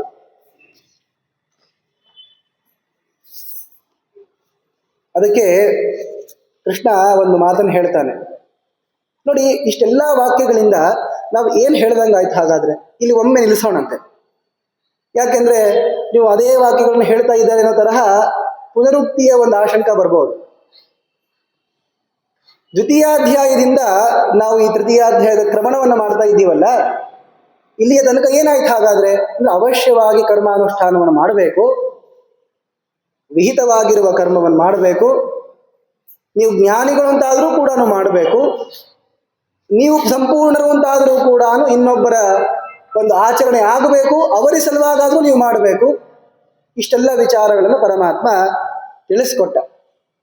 ಇದನ್ನು ಮಾಡೋ ಕಾಲಕ್ಕೆ ಒಂದು ಮಾತನ್ನು ಹೇಳ್ತಾನೆ, ಅರ್ಜುನ ನೀನೂ ಕೂಡ ಈ ಯುದ್ಧವನ್ನು ಮಾಡಬೇಕು. ನಾಳೆ ಅರ್ಜುನನೂ ಯುದ್ಧ ಬಿಟ್ಟು ಓಡೋದ, ನಾವು ಓಡೋಗೋಣಂತೆ, ಯಾಕೆ ಅರ್ಜುನ ಓಡೋಗಿದ್ದಾನಲ್ಲ ಅಂತ ಉತ್ತರ ಕೊಟ್ರೆ ಅದಕ್ಕೆ ಹಾಗಾಗೋದು ಬೇಡ. ಎಲ್ಲ ಕರ್ಮಗಳನ್ನು ಮಾಡಿ ನನಗೆ ಅರ್ಪಣೆ ಮಾಡಬೇಕು. ಮೈ ಸರ್ವಾಣಿ ಕರ್ಮಾಣಿ ಸನ್ಯಸ್ಯ ಅಧ್ಯಾತ್ಮ ಚೇತಸ ನಿರಾಶೀಹಿ ನಿರ್ಮಮೋ ಭೂತ್ವ ಯುದ್ಧಸ್ವ ವಿಗತ ಜ್ವರ. ಆದ್ದರಿಂದ ಎಲ್ಲ ಕರ್ಮಗಳನ್ನು ನನ್ನಲ್ಲಿ ಇಡಬೇಕು. ಕರ್ಮ ಸನ್ಯಾಸ ಅಂದರೆ ಸನ್ಯಾಸಿ ಆಗ್ಬಿಡ್ತೀನಿ ಅಂತಂದಲ್ಲ. ಸನ್ಯಾಸಿ ಆಗೋದು ಅಂದರೆ ಎಲ್ಲ ಬಿಟ್ಬಿಡೋದು ಅಂತಲ್ಲ, ಪರಮಾತ್ಮನಲ್ಲಿ ಇಡೋದು ಅಂತ. ಅದನ್ನು ಹೇಗೆ ಅಂತ ಆಚಾರ ತೋರಿಸ್ಕೊಡ್ತಾರೆ. ನನ್ನಲ್ಲಿ ಏನೇ ಈ ಕರ್ಮಗಳನ್ನ ಇಡಬೇಕು, ಯಾವುದೇ ಕ್ಷುದ್ರವಾಗಿರುವಂತಹ ಫಲಕಾಮನೆಯನ್ನು ಮಾಡಬಾರ್ದು, ನಿರಹಂಕಾರನಾಗಿ ಪರಮಾತ್ಮನೇ ಕರ್ತ, ನಾನು ಅವನ ಅಧೀನನಾಗಿ ಕರ್ತ ಅಂತ ತಿಳ್ಕೊಂಡು ನೀನು ಯುದ್ಧವನ್ನು ಮಾಡಬೇಕು ಅಂತ ಕೃಷ್ಣ ಹೇಳಿದ. ಇಲ್ಲಿ ಕರ್ಮ ಸನ್ಯಾಸ ಅಂದ್ರೇನು, ನಿರಾಶಿಸ್ತ್ವ ಅಂದ್ರೆ ಏನು, ನಿರ್ಮಮತ್ವ ಅಂದ್ರೆ ಏನು ಅನ್ನೋದನ್ನ ಬಹಳ ಪ್ರಸಿದ್ಧವಾಗಿ ಪ್ರತಿ ದಿವಸವೂ ನಾವು ಹೇಳುವಂತಹ ಶ್ಲೋಕ ಅಂತಿದೆ. ಅದನ್ನು ಆಚಾರ್ಯರು ನಮಗೆ ಗೀತಾ ವ್ಯಾಖ್ಯಾನದಲ್ಲಿ ತೋರಿಸ್ಕೊಡ್ತಾರೆ. ನಾಹಂಕರ್ತ ಹರಿಃ ಕರ್ತ ತತ್ ಪೂಜಾ ಕರ್ಮ ಚಾಖಿಲಂ ತಥಾಪಿ ಮತ್ಕೃತ ಪೂಜಾ ತತ್ ಪ್ರಸಾದೇನ ನಾನ್ಯಥಾ ತದ್ಭಕ್ತಿ ತತ್ಫಲಂ ಮಹ್ಯಂ ತತ್ಪ್ರಸಾದ ಪುನಃ ಪುನಃ ಕರ್ಮನ್ಯಾಸೋ ಹರಾವೇವಂ ವಿಷ್ಣು ತೃಪ್ತಿಕರ ಸದಾ. ಇದನ್ನು ಹೇಳ್ತಿರ್ತಾರೆ ಎಲ್ಲರೂ. ಈ ಕೊನೆಯ ಶ್ಲೋಕ ಹೇಳ್ತಿದ್ರು ನಾಹಂ ಕರ್ತ ಹರೇ ಕರ್ತ ಅಂತ ಎಲ್ಲರೂ ಹೇಳ್ತಾರೆ. ಕೃಷ್ಣ ಇಲ್ಲಿ ಹೇಳ್ತಾ ಇರೋದು ನಾಹಂ ಕರ್ತ ಹರೇ ಕರ್ತ, ನಿರ್ಮಮೋ ಭೂತ್ವ ಅಂತ ಹೇಳಿದ್ನಲ್ಲ ಕೃಷ್ಣ. ಏನ್ ನಿರ್ಮಮತೆ ಅನ್ನೋದೇನು? ಹೀಗೆ ತಿಳ್ಕೊಳ್ಬೇಕು, ನಾನು ಸ್ವತಂತ್ರ ಕರ್ತ ಅಲ್ಲ, ಪರಮಾತ್ಮನೇ ಸ್ವತಂತ್ರ ಕರ್ತ. ಅಂದರೆ ಸ್ವತಂತ್ರ ಕರ್ತ ಅಲ್ಲ ಅಂತ ಯಾಕೆ ಹೇಳ್ತಾ ಇರೋದು ಅಂದರೆ, ಈ ಕರ್ತೃತ್ವ ಅನ್ನೋದು ನಮಗೆ ಪ್ರತ್ಯಕ್ಷ ಸಿದ್ಧ ಆಗಿದೆ. ನಾವೀಗಾಗಲೇ ಹಠವಾದದಲ್ಲಿ ದ್ರೌಪದಿ ಹಾಗೂ ಭೀಮಸೇನ ದೇವರ ಉಪದೇಶವನ್ನು ವಿಸ್ತಾರವಾಗಿ ಹೇಳಾಗಿದೆ. ಪ್ರತ್ಯಕ್ಷವೇ ತತ್ ಪುರುಷಸ್ಯ ಕರ್ಮ ತೇನಾನುಮೇಯ ಪ್ರೇರಣಾ ಕೇಶವಸ್ಯ ಸ್ವಕರ್ಮ ಕೃತ್ವ ವಿಹಿತಂ ಹಿ ವಿಷ್ಣುನ ತತ್ಪ್ರೇರಣೇತ್ಯೇವ ಬುಧೋನು ಮನ್ಯತೆ. ನಾವು ಮಾಡ್ತಾ ಇರೋದು ಅಂತ ಅನ್ನೋದು ಪ್ರತ್ಯಕ್ಷ ಇದೆ, ಇದನ್ನು ಅಲ್ಲಗಳೆಯೋಂಗಿಲ್ಲ. ನಾವು ಮಾಡೇ ಇಲ್ಲ, ದೇವರೇ ಸಲುವಾಗಿ ಮಾಡಿದ್ದು ಅಂತಂದ್ರೂ ತಪ್ಪೇ. ಎಷ್ಟ ದಿಷ್ಟಪರೋ ಲೋಕೆ ಯಶ್ಚಾಪಿ ಹಠವಾದಕಃ ಉಭಾವಪಿ ಶಠಾವೇತೌ ಕರ್ಮ ಬುದ್ಧಿ ಪ್ರಶಸ್ಯತೆ. ದ್ರೌಪದಿ ಉಪದೇಶ ಮಾಡಿದ್ದು ಎಲ್ಲಾನು ದೇವರು ಮಾಡ್ತಾನೆ ಅಂತ ಬಿಟ್ಟರೂ ಕೂಡ ತಪ್ಪು, ಎಲ್ಲ ನಾನೇ ಮಾಡ್ತೀನಿ ಅಂತ ಅನ್ನೋದು ತಪ್ಪೇ. ಹಾಗಾದ್ರೆ ಏನಿದೆ ಅಂದರೆ ಪರಮಾತ್ಮ ಸ್ವತಂತ್ರ ಇದ್ದಾನೆ, ನಾನು ಸ್ವತಂತ್ರ ಇದ್ದೀನಿ. ಅವು ನನ್ನಲ್ಲಿ ನಿಂತುಕೊಂಡು ನನಗೂ ಕಿಂಚಿತ್ ಕರ್ತೃತ್ವವನ್ನು ಕೊಟ್ಟು ನನ್ನ ಮುಖಾಂತರವಾಗಿ ಮಾಡಿಸ್ದ ಅಂತ ತಿಳ್ಕೊಂಡ್ರೆ ಅಹಂಕಾರ ಬರೋದಿಲ್ಲ.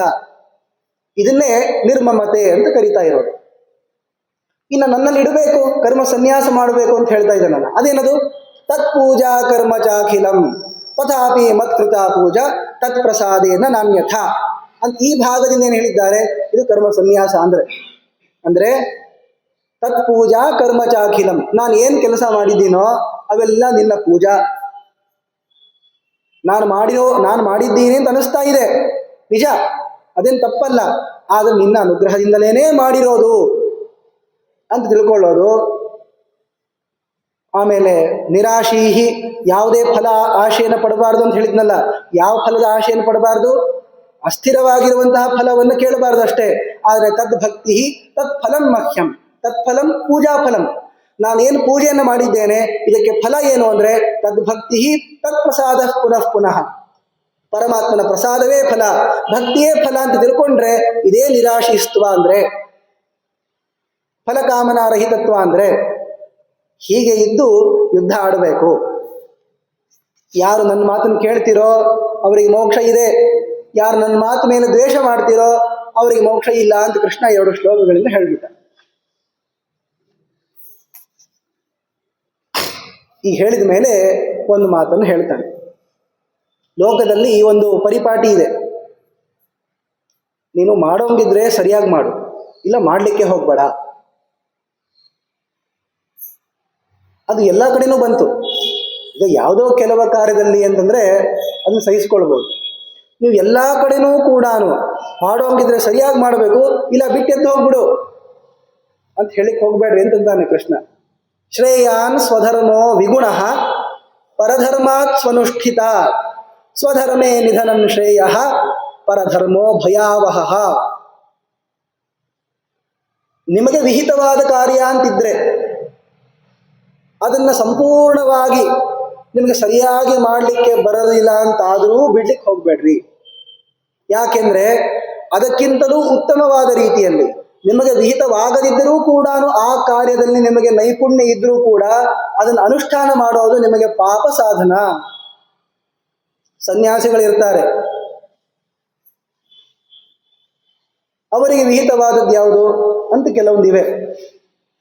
ಆದರೆ ಅವರಿಗೂ ಕೂಡ ಉತ್ತಮವಾಗಿರುವಂತಹ ನಾಟ್ಯ ಬರ್ತಿರಬಹುದು, ಅವರಿಗೂ ಉತ್ತಮವಾಗಿರುವಂತಹ ರೀತಿಯಲ್ಲಿ ಮನೆ ಕಟ್ಟಲಿಕ್ಕೆ ಬರ್ತಿರಬಹುದು. ಆದರೆ ಅವೆಲ್ಲವನ್ನೂ ಕೂಡ ಉಪಜೀವಿಸಿಕೊಂಡು ಅವರು ಇರಬಾರ್ದು. ಈಗ ಇಲ್ಲೊಬ್ಬ ಇದ್ದಾನೆ, ನಟರು ಅಂತಲೇ ಇರ್ತಾರೆ, ಅವ್ರಿಗಿಂತಲೂ ಉತ್ತಮವಾದ ರೀತಿಯಲ್ಲಿ ಈ ಸನ್ಯಾಸಿಗೆ ಬರ್ತಿರ್ಬಹುದು. ಆದರೆ ನಿನಗೇನು ಗೊತ್ತದ, ನಾನು ತೋರಿಸ್ತೀನಿ ಬಾ ಅಂತ ಹೇಳಿ ಅವನಿಗಿಂತಲೂ ಕೂಡ ಉತ್ತಮವಾದ ರೀತಿಯಲ್ಲಿ ನೀವು ಮಾಡ್ಲಿಕ್ಕೆ ಹೋದ್ರೆ 4 ಜನ ಸಂತೋಷ ಪಡಬಹುದು, ಪರಮಾತ್ಮನಿಗೆ ಸಂತೋಷ ಆಗೋದಿಲ್ಲ. ಯಾಕೆ? ಅದು ನಿಮಗೆ ವಿಹಿತವಾದದ್ದಲ್ಲ. ಅಲ್ಲರಿ ಚಲೋದು ಬಂದ ಮೇಲೆ ಇನ್ನೇನು ವಿಧಾನ ಅಂದ್ರೆ ಅದೇ ಇರೋದು, ಮುಂದೆ ಬರ್ತದೆ. ಯಾಕೆ ವರ್ಣಾಶ್ರಮ ವ್ಯವಸ್ಥೆ ಇರೋದು, ಯಾವುದನ್ನು ಮಾಡಿದಾಗ ಮಾತ್ರ ಅವರಿಗೆ ಮೋಕ್ಷ ಇರೋದು, ಇವೆಲ್ಲವೂ ಸಿದ್ಧ ಆಗ್ತದೆ. ಅದರಿಂದ ಕಾರ್ಯವನ್ನು ಮಾಡಲಿಕ್ಕೆ ಇದು ನಮಗೆ ಬರ್ತದೆ ಬರೋದಿಲ್ಲ ಅಂತ ಅನ್ನೋದು ಅಷ್ಟೇ ಕಾರಣ ಅಲ್ಲ, ಇದರಿಂದ ನಮಗೆ ಒಳ್ಳೇದಾಗ್ತದ, ಇದು ನಮಗೆ ವಿಹಿತವಾದದ್ದು, ಇವೆಲ್ಲ ವಿಚಾರ ಮಾಡಬೇಕಾಗ್ತದೆ. ಆದ್ದರಿಂದ ವಿಹಿತವಾಗಿರುವಂತಹ ಕರ್ಮವನ್ನು ಮಾಡೋ ಕಾಲಕ್ಕೆ ಅದರಲ್ಲಿ ಏನಾದರೂ ಅಂಗವೈಕಲ್ಯ ಇದ್ರೂ ಕೂಡ ಅದನ್ನು ಹಾಗೆ ಮಾಡ್ರಿ. ತಿದ್ಕೊಳ್ಳಿಕ್ಕಾಗ್ತಿದ್ರೆ ಅವಶ್ಯವಾಗಿ ತಿದ್ಕೊಳ್ಳಿ, ಆದರೆ ತಿದ್ಕೊಳ್ಳಿಕ್ಕಾಗ್ತಾ ಇಲ್ಲ ಅಂತ ಹೇಳಿ ಮಾಡೋದನ್ನ ಬಿಡಬೇಡ್ರಿ. ಯಾಕೆ? ಶ್ರೇಯಾನ್ ಸ್ವಧರ್ಮೋ ವಿಗುಣ, ಗುಣರಹಿತ ಅಂತಾದರೂ ಅಂಗವಿಕಲ ಅಂತಾದರೂ ಕೂಡ ನೀವು ಮಾಡ್ತಾ ಇರುವಂತಹ ಸ್ವಧರ್ಮವು ನಿಮಗೆ ಶ್ರೇಯಾನ್ ಉತ್ತಮವಾಗಿರುವ ಪುಣ್ಯವನ್ನು ತಂದುಕೊಡುತ್ತದೆ. ಯಾಕೆ? ಸ್ವಧರ್ಮೇ ನಿಧನಂ ಶ್ರೇಯ ಪರಧರ್ಮೋ ಭಯಾವಹ. ನಿಮ್ಮ ಕಾರ್ಯವನ್ನು ಮಾಡ್ತಾ ನೀವಿದ್ರೇನೆ ನಿಮ್ಗೆ ಒಳಿತು. ಇನ್ನೊಬ್ಬರದ್ದು ಕಾರ್ಯ ನಿಮಗೆ ಒಳ್ಳೇದಾಗಿ ಬರ್ತಾ ಇದ್ರು ಅದು ನೀವು ಮಾಡಿದ್ರೂ ಕೂಡ ನರಕ ಇದೆ ರೀ. ಅಯ್ಯೋ ಚಲೋ ಕೆಲಸ ಮಾಡಿನೂ ಕೂಡ ನರಕವನ್ನು ಬಯಸೋದು ಅಂತ ಅನ್ನೋದೇನಿದು? ಬೇಡವೇ ಬೇಡ. ಇನ್ನೊಬ್ಬರ ಧರ್ಮ ನಮ್ಗೆ ಬೇಡ. ನಮ್ಮದೇನು ಧರ್ಮ ಇದೆ ಅದೇ ಉತ್ತಮವಾದದ್ದು, ಅದನ್ನು ತಪ್ಪಾದರೂ ಕೂಡ ಹಾಗೆ ಮಾಡೋಣಂತೆ. ಯಾಕೆ? ಫಲ ಕೊಡ್ತೀನಿ ಅಂತ ಕೃಷ್ಣನೇ ದೇವರೇ ಹೇಳ್ತಿರೋ ಕಾಲಕ್ಕೆ ನಾವು ಯಾರನ್ನು ಯಾಕೆ ಕೇಳಬೇಕು? ಮತ್ತು ಹಾಗಾದ್ರೆ ಲೋಕದಲ್ಲಿ ಈ ತರಹ ಮಾತಾಡಬಾರ್ದ? ನೀವು ಸರಿಯಾಗಿ ಮಾಡಪ್ಪ ಅಂತಂದ್ರೆ ತಿದ್ಕೊಳ್ಬೇಕು ಅನ್ನೋ ಅಭಿಪ್ರಾಯದಲ್ಲಿ ಆ ಮಾತನ್ನು ಇಟ್ಕೊಂಡ್ರೆ ಅವಶ್ಯವಾಗಿ ಇಟ್ಕೊಳ್ಳಿ. ನೀನು ಮಾಡೋದೇ ಬೇಡ ಅಂತ ಅನ್ನೋದ್ರಿಂದ ಮಾಡು, ಸರಿಯಾಗಿ ಮಾಡು ಅನ್ನೋ ಅರ್ಥ ಇಟ್ಕೊಂಡ್ರೆ ಅವಶ್ಯವಾಗಿ ಇಟ್ಕೊಳ್ಳೋಣ. ವಿಷಂಭುಂಕ್ಷ್ವ ಅಂತ ತಂದೆ ಬೈತಾನೆ ಮಗನಿಗೆ, ಹೋಗಿ ವಿಷ ತಿನ್ನು ಅಂತ. ಅಂದ್ರೆ ವಿಷ ತಿನ್ನು ಅಂದ್ರೆ ಹೋಗಿ ವಿಷ ತಿನ್ನು ಅಂತ ಅರ್ಥನಾ? ಅಲ್ಲ. ನಮ್ಮ ದೇಶಗಳ ಮನೆಗೆ ಹೋಗಿ ನೀವು ಊಟ ಮಾಡಿದ್ಯಲ್ಲ ಅದನ್ನ ಮಾಡಬೇಡ. ವಿಷದನ್ನಂ ನಭೋಕ್ತವ್ಯಂ. ನಮಗೆ ಯಾರು ಬೇಡ ಅಂತಿದ್ದಾರೆ, ದ್ವೇಷಗಳು ಇದ್ದಾರೆ, ಅವ್ರ ಮನೆಗೆ ಹೋಗಿ ನೀನು ಊಟ ಮಾಡ್ತಾ ಇದೆಯಲ್ಲ ಅದನ್ನು ಮಾಡಬೇಡ ಅಂತ ಅರ್ಥ. ಆದರೆ ವಾಕ್ಯ ಪ್ರಯೋಗ ಮಾಡಿದ್ದು ವಿಷಂಭುಂಕ್ಷ್ವ ಅಂತ. ಹೀಗೇನೋ ನಿಮ್ಮ ವಾಕ್ಯಗಳಿಗೆ ನೀವು ಅರ್ಥವನ್ನು ಹೇಳ್ಕೊಳ್ಳೋದಿದ್ರೆ ಅನ್ಕೊಳ್ಳಿ, ಆದರೆ ನೀನು ಮಾಡೋದಿದ್ರೆ ಚಲೋ ಮಾಡು, ಇಲ್ಲಾಂದ್ರೆ ಬಿಟ್ಬಿಡು ಅಂತ ಹೇಳಿಕ್ ಹೋಗ್ಬಾರ್ದು. ಮಾಡು, ತಪ್ಪು ಮಾಡ್ತಾ ಇದ್ರೆ ತಿದ್ಕೊಳ್ಳಿಕ್ ಪ್ರಯತ್ನ ಮಾಡು, ಆದ್ರೆ ಮಾಡು. ಇಷ್ಟಕ್ಕೆ ಮಾಡು ಅಂತಲೇ ಇರೋದು, ಮಾಡಬೇಡ ಅಂತ ಅನ್ನೋಂಗೆ ಇಲ್ಲ. ಯಾವುದನ್ನು ಮಾಡಬಾರ್ದು ಗೊತ್ತಾ? ನಿಮ್ಗೆ ಉತ್ತಮವಾಗಿ ಬರ್ತಿದ್ರು ವಿಹಿತ ಅಲ್ಲ ಅಂತಾದ್ರಿಂದ ನೀವು ಮಾಡಬಾರ್ದು ಅದನ್ನು. ಅದರಿಂದ ಬ್ರಹ್ಮಚಾರಿ, ಗೃಹಸ್ಥ, ವಾನಪ್ರಸ್ಥರು, ಸನ್ಯಾಸಿಗಳು, ಬ್ರಾಹ್ಮಣ, ಕ್ಷತ್ರಿಯ, ವೈಶ್ಯ, ಶೂದ್ರ ಇವರಿಗೆ ಮೋಕ್ಷಕ್ಕೆ ಸಾಧನವಾಗಿ ಅಂತ ಅನೇಕ ಕರ್ಮಗಳನ್ನು ಹೇಳಿದ್ದಾರೆ. ಅವರವರು ಅಷ್ಟಿಷ್ಟು ಮಾಡಬೇಕು. ನಿಮಗೆ ಸನ್ಯಾಸ ಧರ್ಮ ಉತ್ತಮವಾಗಿ ಬರ್ತದೆ ಅಂತ ಗೃಹಸ್ಥಾಶ್ರಮಿಗಳು ತಾವು ಒಂದು ಸಂಸ್ಥಾನ ಅಂತ ಮಾಡ್ಕೊಂಡೆಲ್ಲ ಮಾಡ್ಲಿಕ್ಕೆ ಹೋಗ್ಬಾರ್ದು. ಅಥವಾ ಜನರನ್ನು ಸಾಕಿ ಅಡಿಗೆ ಮುಂತಾದವುಗಳನ್ನು ಮಾಡೋದು ಗೃಹಸ್ಥನ ಧರ್ಮ, ಅದನ್ನು ಸನ್ಯಾಸಿಗಳು ಮಾಡ್ಲಿಕ್ಕೆ ಹೋಗಬಾರ್ದು. ಬ್ರಹ್ಮಚಾರಿನೂ ಮಾಡ್ಲಿಕ್ಕೆ ಹೋಗಬಾರ್ದು. ಹೀಗೆಲ್ಲ ಅವರವರಿಗೆ ವಿಹಿತವಾದ ಕಾರ್ಯಗಳು ಅಂತಿವೆ, ಅದನ್ನು ಮಾಡ್ತಾ ಇರಬೇಕು. ಇದನ್ನು ಮಾಡುವ ಕಾಲಕ್ಕೆ ರಾಗ ಹಾಗೂ ದ್ವೇಷ ಇವುಗಳನ್ನು ತೊರೆಯಬೇಕು. ಇಂದ್ರಿಯ ಜಯ ಸಂಪಾದನೆ ಮಾಡಿರಬೇಕು. ಯಾಕೆಂದರೆ ಈ ಎರಡು ದೋಷಗಳು, ರಾಗದ್ವೇಷಗಳಿವೆ ಅಲ್ಲ, ಬೇಕು ಅನ್ನುವಂತಹ ಆಸಕ್ತಿ, ಆಮೇಲೆ ದ್ವೇಷ, ಇವೆರಡೂ ಕೂಡ ಒಬ್ಬ ವ್ಯಕ್ತಿಯನ್ನು ನಾಶ ಮಾಡಿಬಿಡುತ್ತವೆ ಅಂತ ಪರಮಾತ್ಮ ಹೇಳಿದ ತಕ್ಷಣ ಒಂದು ಪ್ರಶ್ನೆ ಕೇಳ್ತಾನೆ. ಅಚಕೇನ ಪ್ರಯುಕ್ತೋ ಯಂ ಪಾಪಂ ಚರತಿ ಪೂರುಷಃ ಅನಿಚ್ಛನ್ನಪಿ ವಾರ್ಷ್ಣೇಯ ಬಲಾದಿವ ನಿಯೋಜಿತ. ಅಲ್ಲ, ಈಗಾಗಲೇ ರಾಗದ್ವೇಷಗಳೇ ಕೆಡಿಸೋದು ಅಂತ ಹೇಳಿದ್ದಾನೆ. ಮತ್ತೇನು ಪ್ರಶ್ನೆ ಅಂದರೆ ಇದರಲ್ಲಿ ಯಾವುದು ಶ್ರೇಷ್ಠ ಅಂತ. ಯಾವ ದೋಷದಿಂದ ಲೋಕದಲ್ಲಿ ಜನರು ತಪ್ಪು ಮಾಡ್ತಾರೆ ಕೃಷ್ಣ, ಅದನ್ನು ಹೇಳು ಅಂದ. ಯಾವ ದೋಷ ಇದೆ ಆ ದೋಷ ಮೂಲಕವಾಗಿ ಲೋಕದಲ್ಲಿ ಜನರು ತಪ್ಪು ಕೆಲಸ ಮಾಡ್ತಾರೆ. ಬಲಾದಿವ ನಿಯೋಜಿತ, ನಿಮಗೆ ಬೇಡ ಅಂತ ಗೊತ್ತಿದೆ, ಇದನ್ನು ಮಾಡಬಾರ್ದು ಅಂತ ಗೊತ್ತಿದೆ, ಇದು ತಪ್ಪು ಅಂತಲೂ ಗೊತ್ತಿದೆ, ಆದರೂ ಕೂಡ ಯಾರೋ ಹಿಂದೆ ದುಗಿಸ್ಬಿಟ್ಟು ಮಾಡು ಮಾಡು ಅಂತ ಪ್ರೇರಣೆ ಮಾಡ್ತಾ ಇದ್ದಾರೆ ಅನ್ನುವ ತರಹ ನಮ್ಮನ್ನು ಕೆಟ್ಟ ಕಾರ್ಯದಲ್ಲಿ ತಗೊಂಡು ಹೋಗ್ತಾ ಇದೆಯಲ್ಲ, ಅದು ಏನು ಕೃಷ್ಣ? ಯಾವ ದೋಷ ಮೂಲಕವಾಗಿ ನಾವು ತಪ್ಪು ಕೆಲಸ ಮಾಡ್ತಾ ಇದ್ದೀವಿ? ಆಗ ಕೃಷ್ಣ ಹೇಳಿದ್ದು, ಕಾಮವೇ ಎಲ್ಲಕ್ಕಿಂತಲೂ ದೊಡ್ಡದಾಗಿರುವ ದೋಷ. ಕಾಮ ಏಷಃ ಕ್ರೋಧ ಏಷಃ ರಜೋಗುಣ ಸಮುದ್ಭವ ಮಹಾಶನೋ ಮಹಾಪಾಪ್ಮ ವಿದ್ಯೇನಮಿಹ ವೈರಿಣಂ. ಕಾಮ ಇದುವೇ ದೊಡ್ಡ ದೋಷ. ಕ್ರೋಧವನ್ನು ಕೃಷ್ಣ ಹೇಳಿದ್ದಾನೆ. ಅದು ಯಾಕೆ ಹೇಳಿದ್ದು ಅಂದರೆ, ಕಾಮದಿಂದ ಕ್ರೋಧ ಬರ್ತದೆ, ಆದ್ದರಿಂದ ಅದನ್ನು ದೋಷ ಅಂತ ಪರಿಗಣಿಸಿರೋದು. ಆದರೆ ಪ್ರಧಾನವಾಗಿರುವಂತಹ ದೋಷ ಯಾವುದು ಅಂದರೆ ಕಾಮವೇ. ರಜೋಗುಣ ಸಮುದ್ಭವ, ರಜೋಗುಣದಿಂದ ಬರ್ತದೆ ಇದು. ಮಹಾಶನಃ, ಬಹಳಷ್ಟು ತಿನ್ನಬೇಕು ಅಂತ ಮಾಡ್ತದೆ. ಮಹಾಪಾಪ್ಮ, ದೊಡ್ಡ ದೊಡ್ಡ ಪಾಪಗಳಿಗೆ ನಮ್ಮನ್ನು ಈಡು ಮಾಡ್ತದೆ. ಇದನ್ನೇ ವೈರಿ ಅಂತ ನೀನು ತಿಳಿ. ಕಾಮವೇ ದೊಡ್ಡ ವೈರಿ ನಮಗೆ. ಕ್ಷತ್ರಿಯರು, ಈಗ ಪ್ರಸ್ತುತ ಅರ್ಜುನಾದಿಗಳು ಬಾಹ್ಯ ಶತ್ರುಗಳನ್ನು ಗೆಲ್ತಾರೆ, ಅಂತರಶತ್ರುವನ್ನು ಗೆಲ್ಲಬೇಕು. ಆದರೆ ಹೇಳುವಂತಹದ್ದು ಪ್ರಧಾನ ಕಾರ್ಯ, ಎದುರಿಗೆ ಬರುವಂತಹ ಆ ಎದುರಾಳಿಯನ್ನ ಅವನು ಧರ್ಮದ್ರೋಹಿ ಇದ್ದಾನೆ, ಧರ್ಮದ್ವೇಷಿ ಇದ್ದಾನೆ ಅಂತ ಅನ್ನೋದು ಖಾತ್ರಿ ಆಯಿತು ಅಂದರೆ ಅವನನ್ನು ನಿಗ್ರಹ ಮಾಡಲೇಬೇಕು ಅಂತ ಅನ್ನೋದು ಹೇಗೆ ಅವರಿಗೆ ಸ್ವಧರ್ಮವೋ, ಹಾಗೆ ಬ್ರಾಹ್ಮಣರು ಅಂತಾದವರು ಬ್ರಹ್ಮಜ್ಞಾನವನ್ನು ಪಡಿಬೇಕು ಅಂತನ್ನವರು ಅವ್ರು ಯಾರನ್ನೂ ಹೊಡಿಬೇಕಾಗಿಲ್ಲ. ಯಾಕೆ? ಶಾರೀರ ದಂಡ ಸಂತ್ಯಾಗ, ಬ್ರಾಹ್ಮಣರಿಗೆ ಇನ್ನೊಬ್ಬರನ್ನು ಹೊಡೆಯೋದು ಅಂತ ಇರೋದಿಲ್ಲ. ಪುತ್ರ ಭಾರ್ಯಾಧಿಕಾಂದ್ರತೆ.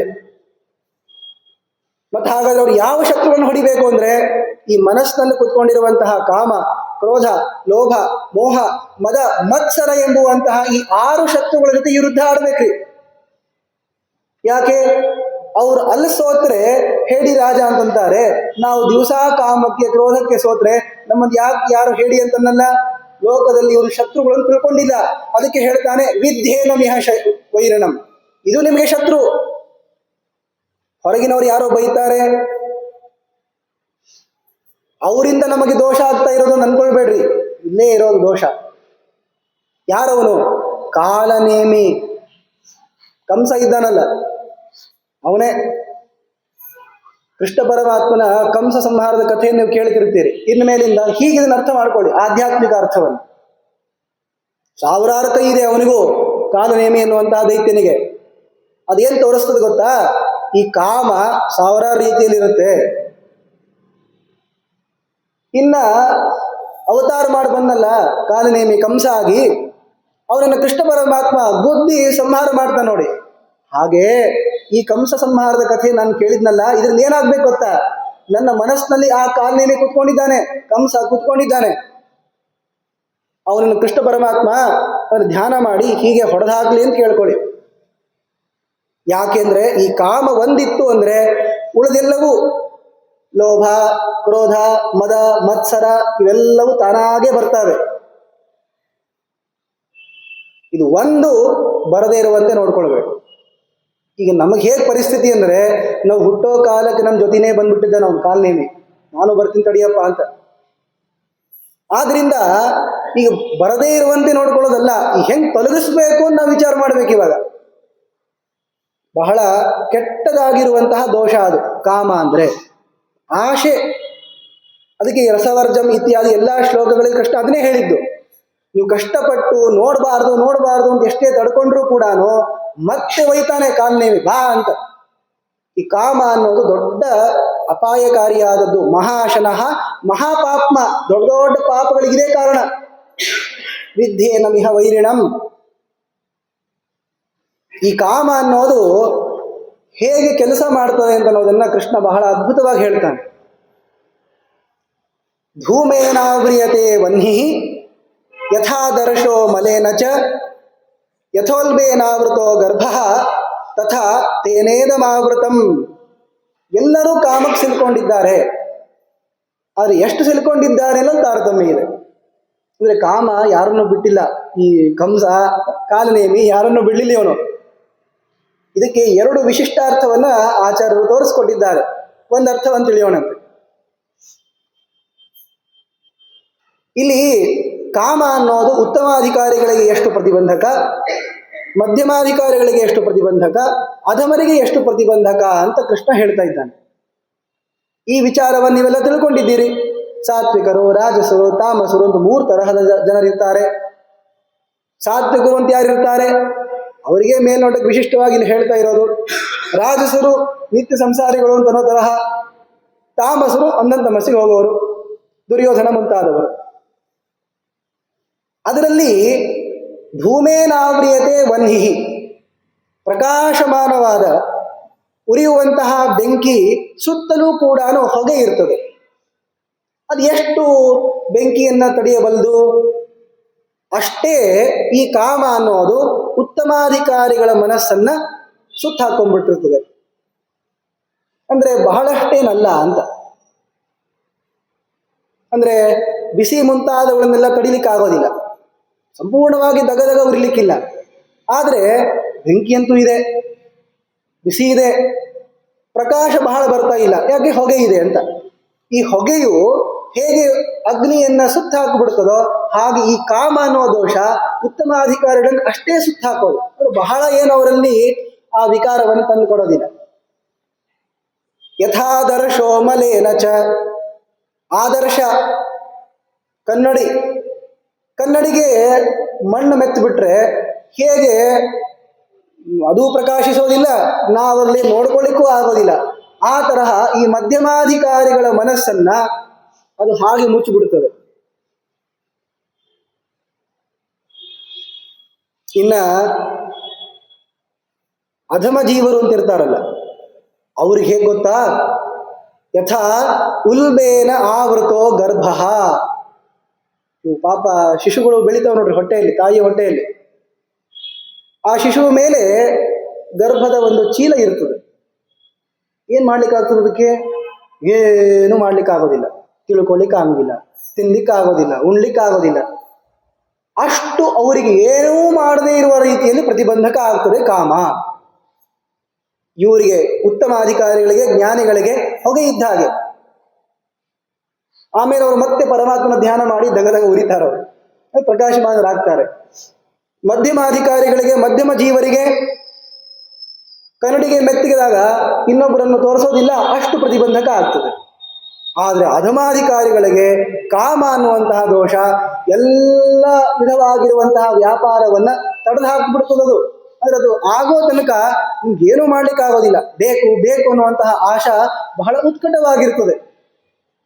ಆ ಗರ್ಭಸ್ಥವಾಗಿರುವಂತಹ ಶಿಶುವಿಗೆ ಕೈ ಮಾಡ್ಲಿಕ್ಕಾಗೋದಿಲ್ಲ, ಕಾಲು ಮಾಡ್ಲಿಕ್ಕಾಗೋದಿಲ್ಲ, ಏನ್ ಮಾಡ್ಲಿಕ್ಕೂ ಆಗೋದಿಲ್ಲ. ಆ ತರಹ ಅವನಿಗೆ ಚೀಲವು ಆವೃತವಾಗಿರುವ ತರಹ, ಆವರಣವಾಗಿರುವ ತರಹ ಈ ಕಾಮ ಅಧಮ ಜೀವರಾಶಿಗಳನ್ನು ಸಂಪೂರ್ಣವಾಗಿ ಆವರಿಸಿಬಿಡುತ್ತದೆ. ಇದು ಒಂದು ತರಹ ಅರ್ಥ. ಆದರೆ ಇನ್ನೊಂದು ತರಹದ ಅರ್ಥವನ್ನು ಹೇಳ್ತಾರೆ. ಈ ಕಾಮ ಅನ್ನೋದು ಹೇಗೆ ಕೆಲಸ ಮಾಡ್ತದೆ ಅಂದ್ರೆ, ಜೀವನ ಮನಸ್ಸಿನಲ್ಲಿ ಈ ಕಾಮ ಇರೋದು. ಕಾಮ ಅನ್ನೋದು ಮನೋವೃತ್ತಿ. ಆ ಕಾಮ ಅನ್ನುವಂತಹ ಮನಸ್ಸಿನ ಒಂದು ವೃತ್ತಿಯು ಇರುವ ಕಾಲಕ್ಕೆ ಧೂಮೇನಾವ್ರಿಯತೆ ವನ್ಹಿ, ವನ್ಹಿಯಂತೆ ಅಗ್ನಿಯಂತೆ ಪ್ರಕಾಶಮಾನನಾಗಿರುವಂತಹ ಸ್ವಪ್ರಕಾಶನಾಗಿರುವ ಏನು ಆ ಪರಮಾತ್ಮ ಇದ್ದಾನೆ, ಅವನ ಜ್ಞಾನ ಬರದಂತೆ ಅಂತಃಕರಣವನ್ನ ಮುಚ್ಚಾಕ್ತದೆ. ಮೊದಲಿಗೆ ಪರಮಾತ್ಮನನ್ನ ಮುಚ್ಚಾಕ್ತದೆ ಇದು ಕಾಮ.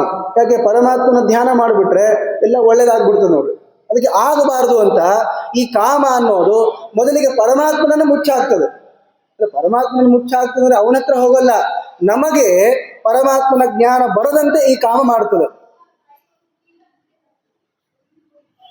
ಸಂಪೂರ್ಣವಾಗಿ ಯಾಕೆ ಮುಚ್ಚಾಕ್ಲಿಕ್ಕೆ ಆಗೋದಿಲ್ಲ ಅಂದ್ರೆ ಪರಮಾತ್ಮ ಬಹಳ ದೊಡ್ಡವನಿದ್ದಾನೆ. ಆದ್ರಿಂದ ನಮ್ಮ ಮನಸ್ಸಿನಲ್ಲಿ ಕೂತ್ಕೊಂಡಿರುವಂತಹ ಈ ಕಾಮವು ಪರಮಾತ್ಮನ ಜ್ಞಾನ ಬರದಂತೆ ಮಾಡ್ತದದು.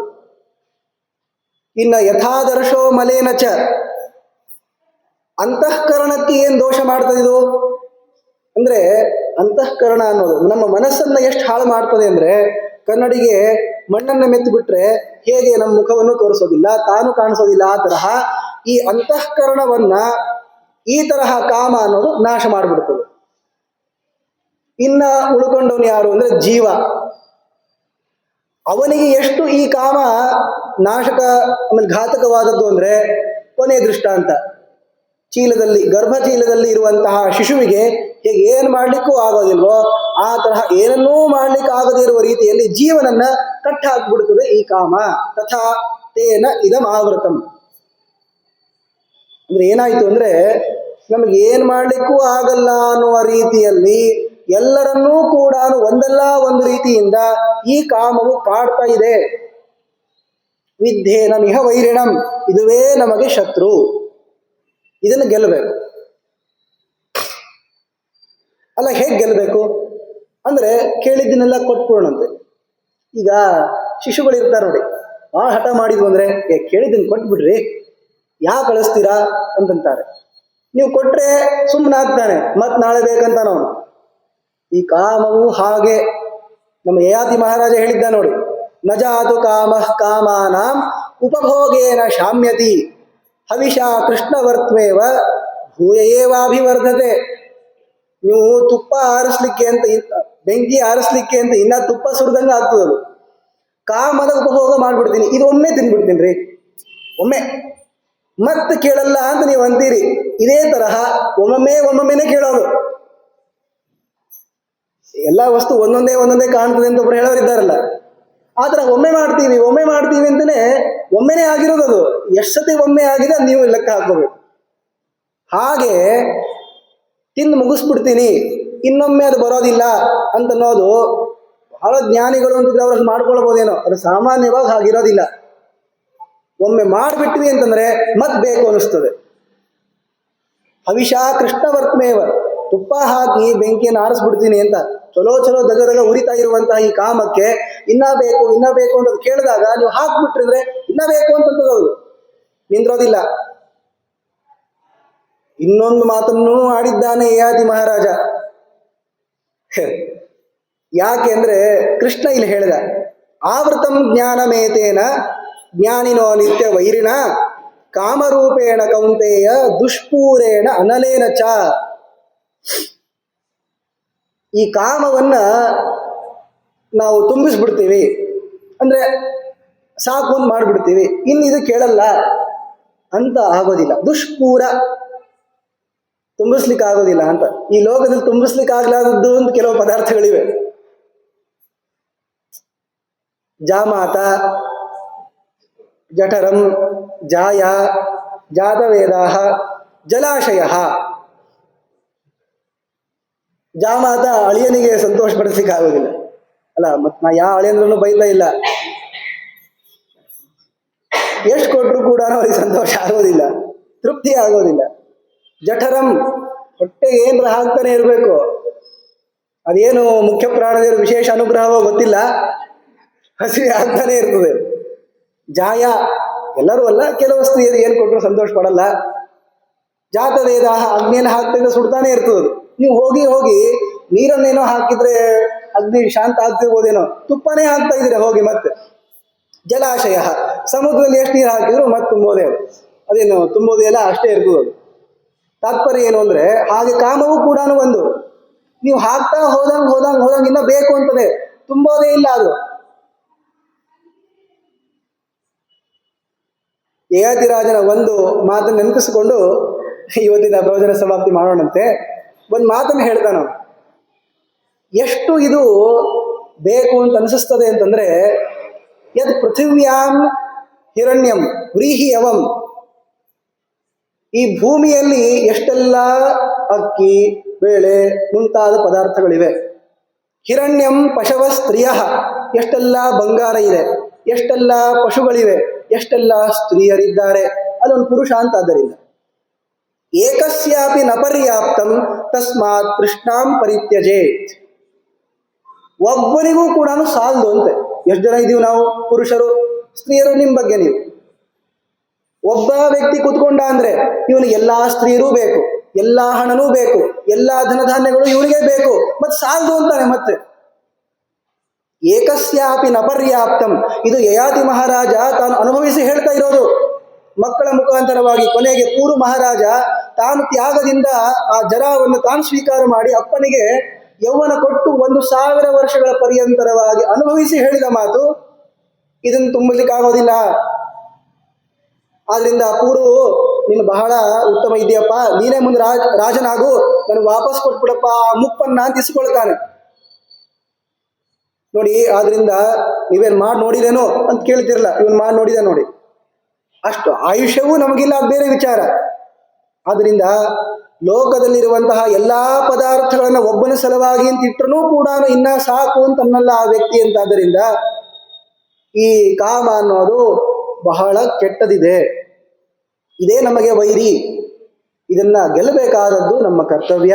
ಇದನ್ನು ಗೆದ್ದಾಗಲೇನೆ ಮತ್ತೆ ಇದರ ಮೂಲಕವಾಗಿಯೇ ತಪ್ಪು ಕೆಲಸ ಮಾಡ್ತಾ ಇರೋದು ಅಂತ. ಆದ್ದರಿಂದ ತಪ್ಪು ಕೆಲಸಗಳು ನಿಂತು ಹೋಗ್ತವೆ. ಮತ್ತೆ ಪರಮಾತ್ಮನ ಪ್ರೀತಿಕರವಾಗಿರುವ ನಿವೃತ್ತ ಕರ್ಮಾನುಷ್ಠಾನವನ್ನು ಮಾಡಬೇಕು. ಜ್ಞಾನಿಗಳಾದವರು ಇನ್ನೊಬ್ಬರಿಗೆ ತೋರಿಸಿ ತನ್ಮೂಲಕವಾಗಿ ವಿಷ್ಣು ಪ್ರೀತಿಗಾಗಿ ಅವರು ಮಾಡಬೇಕು. ಉಳಿದವರೆಲ್ಲರೂ ಕೂಡ ಜ್ಞಾನಕ್ಕೋಸ್ಕರ ಅಂತ ಮಾಡಬೇಕು. ಜ್ಞಾನದಿಂದ ಪರಮಾತ್ಮನ ಪ್ರಸನ್ನತೆ, ಪರಮಾತ್ಮನ ಪ್ರಸನ್ನತಾ ಮೂಲಕವಾಗಿ ಮೋಕ್ಷವೇ ಅಧಿಕಾರಿಗಳಿಗೆ ಇದೆ ಅಂತ ಕೃಷ್ಣ ಪರಮಾತ್ಮ ಹೇಳ್ತಾ ಇದ್ದಾನೆ. ಆದ್ದರಿಂದ ಕರ್ಮದ ಪರಿತ್ಯಾಗವನ್ನು ಮಾಡಬಾರದು. ಎಲ್ಲರೂ ಕೂಡ ಸ್ವರ್ಣಾಶ್ರಮೋಚಿತವಾಗಿರುವಂತಹ ಕರ್ಮವನ್ನು ಮಾಡಬೇಕು ಅಂತ ಅದನ್ನೇ ಆಚಾರ್ಯ ಹೇಳ್ತಾರೆ. ಸ್ವವಿಹಿತ ವೃತ್ಯ ಭಕ್ತ್ಯ ಭಗವದಾರಾಧನಮೇವ ಪರಮೋ ಧರ್ಮ, ಅನ್ಯ ಸರ್ವೋಪ್ಯ ಧರ್ಮ ಭಗವದಧೀನತ್ವಾತ್ ಸರ್ವಸ್ಯ. ನಮಗೆ ಹೇಳಿದ್ದನ್ನ ನಾವು ಯಾರು, ನಮ್ಮ ವರ್ಣ ಏನಿದೆ, ಆಶ್ರಮ ಏನಿದೆ ಅದನ್ನು ತಿಳಿದುಕೊಂಡು ಗುರುಗಳ ಮುಖಾಂತರವಾಗಿ ಆ ತರಹ ನಡೀತಾ ಇರಬೇಕು. ಅದುವೇ ನಮಗೆ ಒಳಿತು. ಅದನ್ನು ಬಿಟ್ಟು ಬೇರೆ ಯಾವುದನ್ನು ಮಾಡೋದು ಕೂಡ ನಮ್ಮ ಸುಖಕ್ಕೆ ಕಾರಣ ಆಗೋದಿಲ್ಲ. ಇದುವೇ ಗೀತಾ ಸಾರ ಅಂತ ಆಚಾರ್ಯರು ತೋರಿಸಿಕೊಟ್ಟಿದ್ದಾರೆ. ಅದನ್ನು ಯಥಾ ಕಾಲದಲ್ಲಿ ನಾವು ವಿಚಾರವನ್ನು ಮಾಡಿದ್ದೇವೆ. ಇನ್ನು ಮುಂದಿನ ಗೀತಾ ವಿಚಾರಗಳ ಅನುವಾದವನ್ನು ಕಾಲಾಂತರದಲ್ಲಿ ಮಾಡೋಣ ಅಂತ ಹೇಳ್ತಾ ಈ ಪ್ರವಚನವನ್ನು ಗುರುಗಳ ಅಂತರ್ಯಾಮಿಯಾಗಿರುವ ಪರಮಾತ್ಮನಿಗೆ ಅರ್ಪಣೆಯನ್ನು ಮಾಡ್ತೀನಿ. ಶ್ರೀಕೃಷ್ಣ ಅರ್ಪಣಮಸ್ತು. ಹರಯೇ ನಮಃ.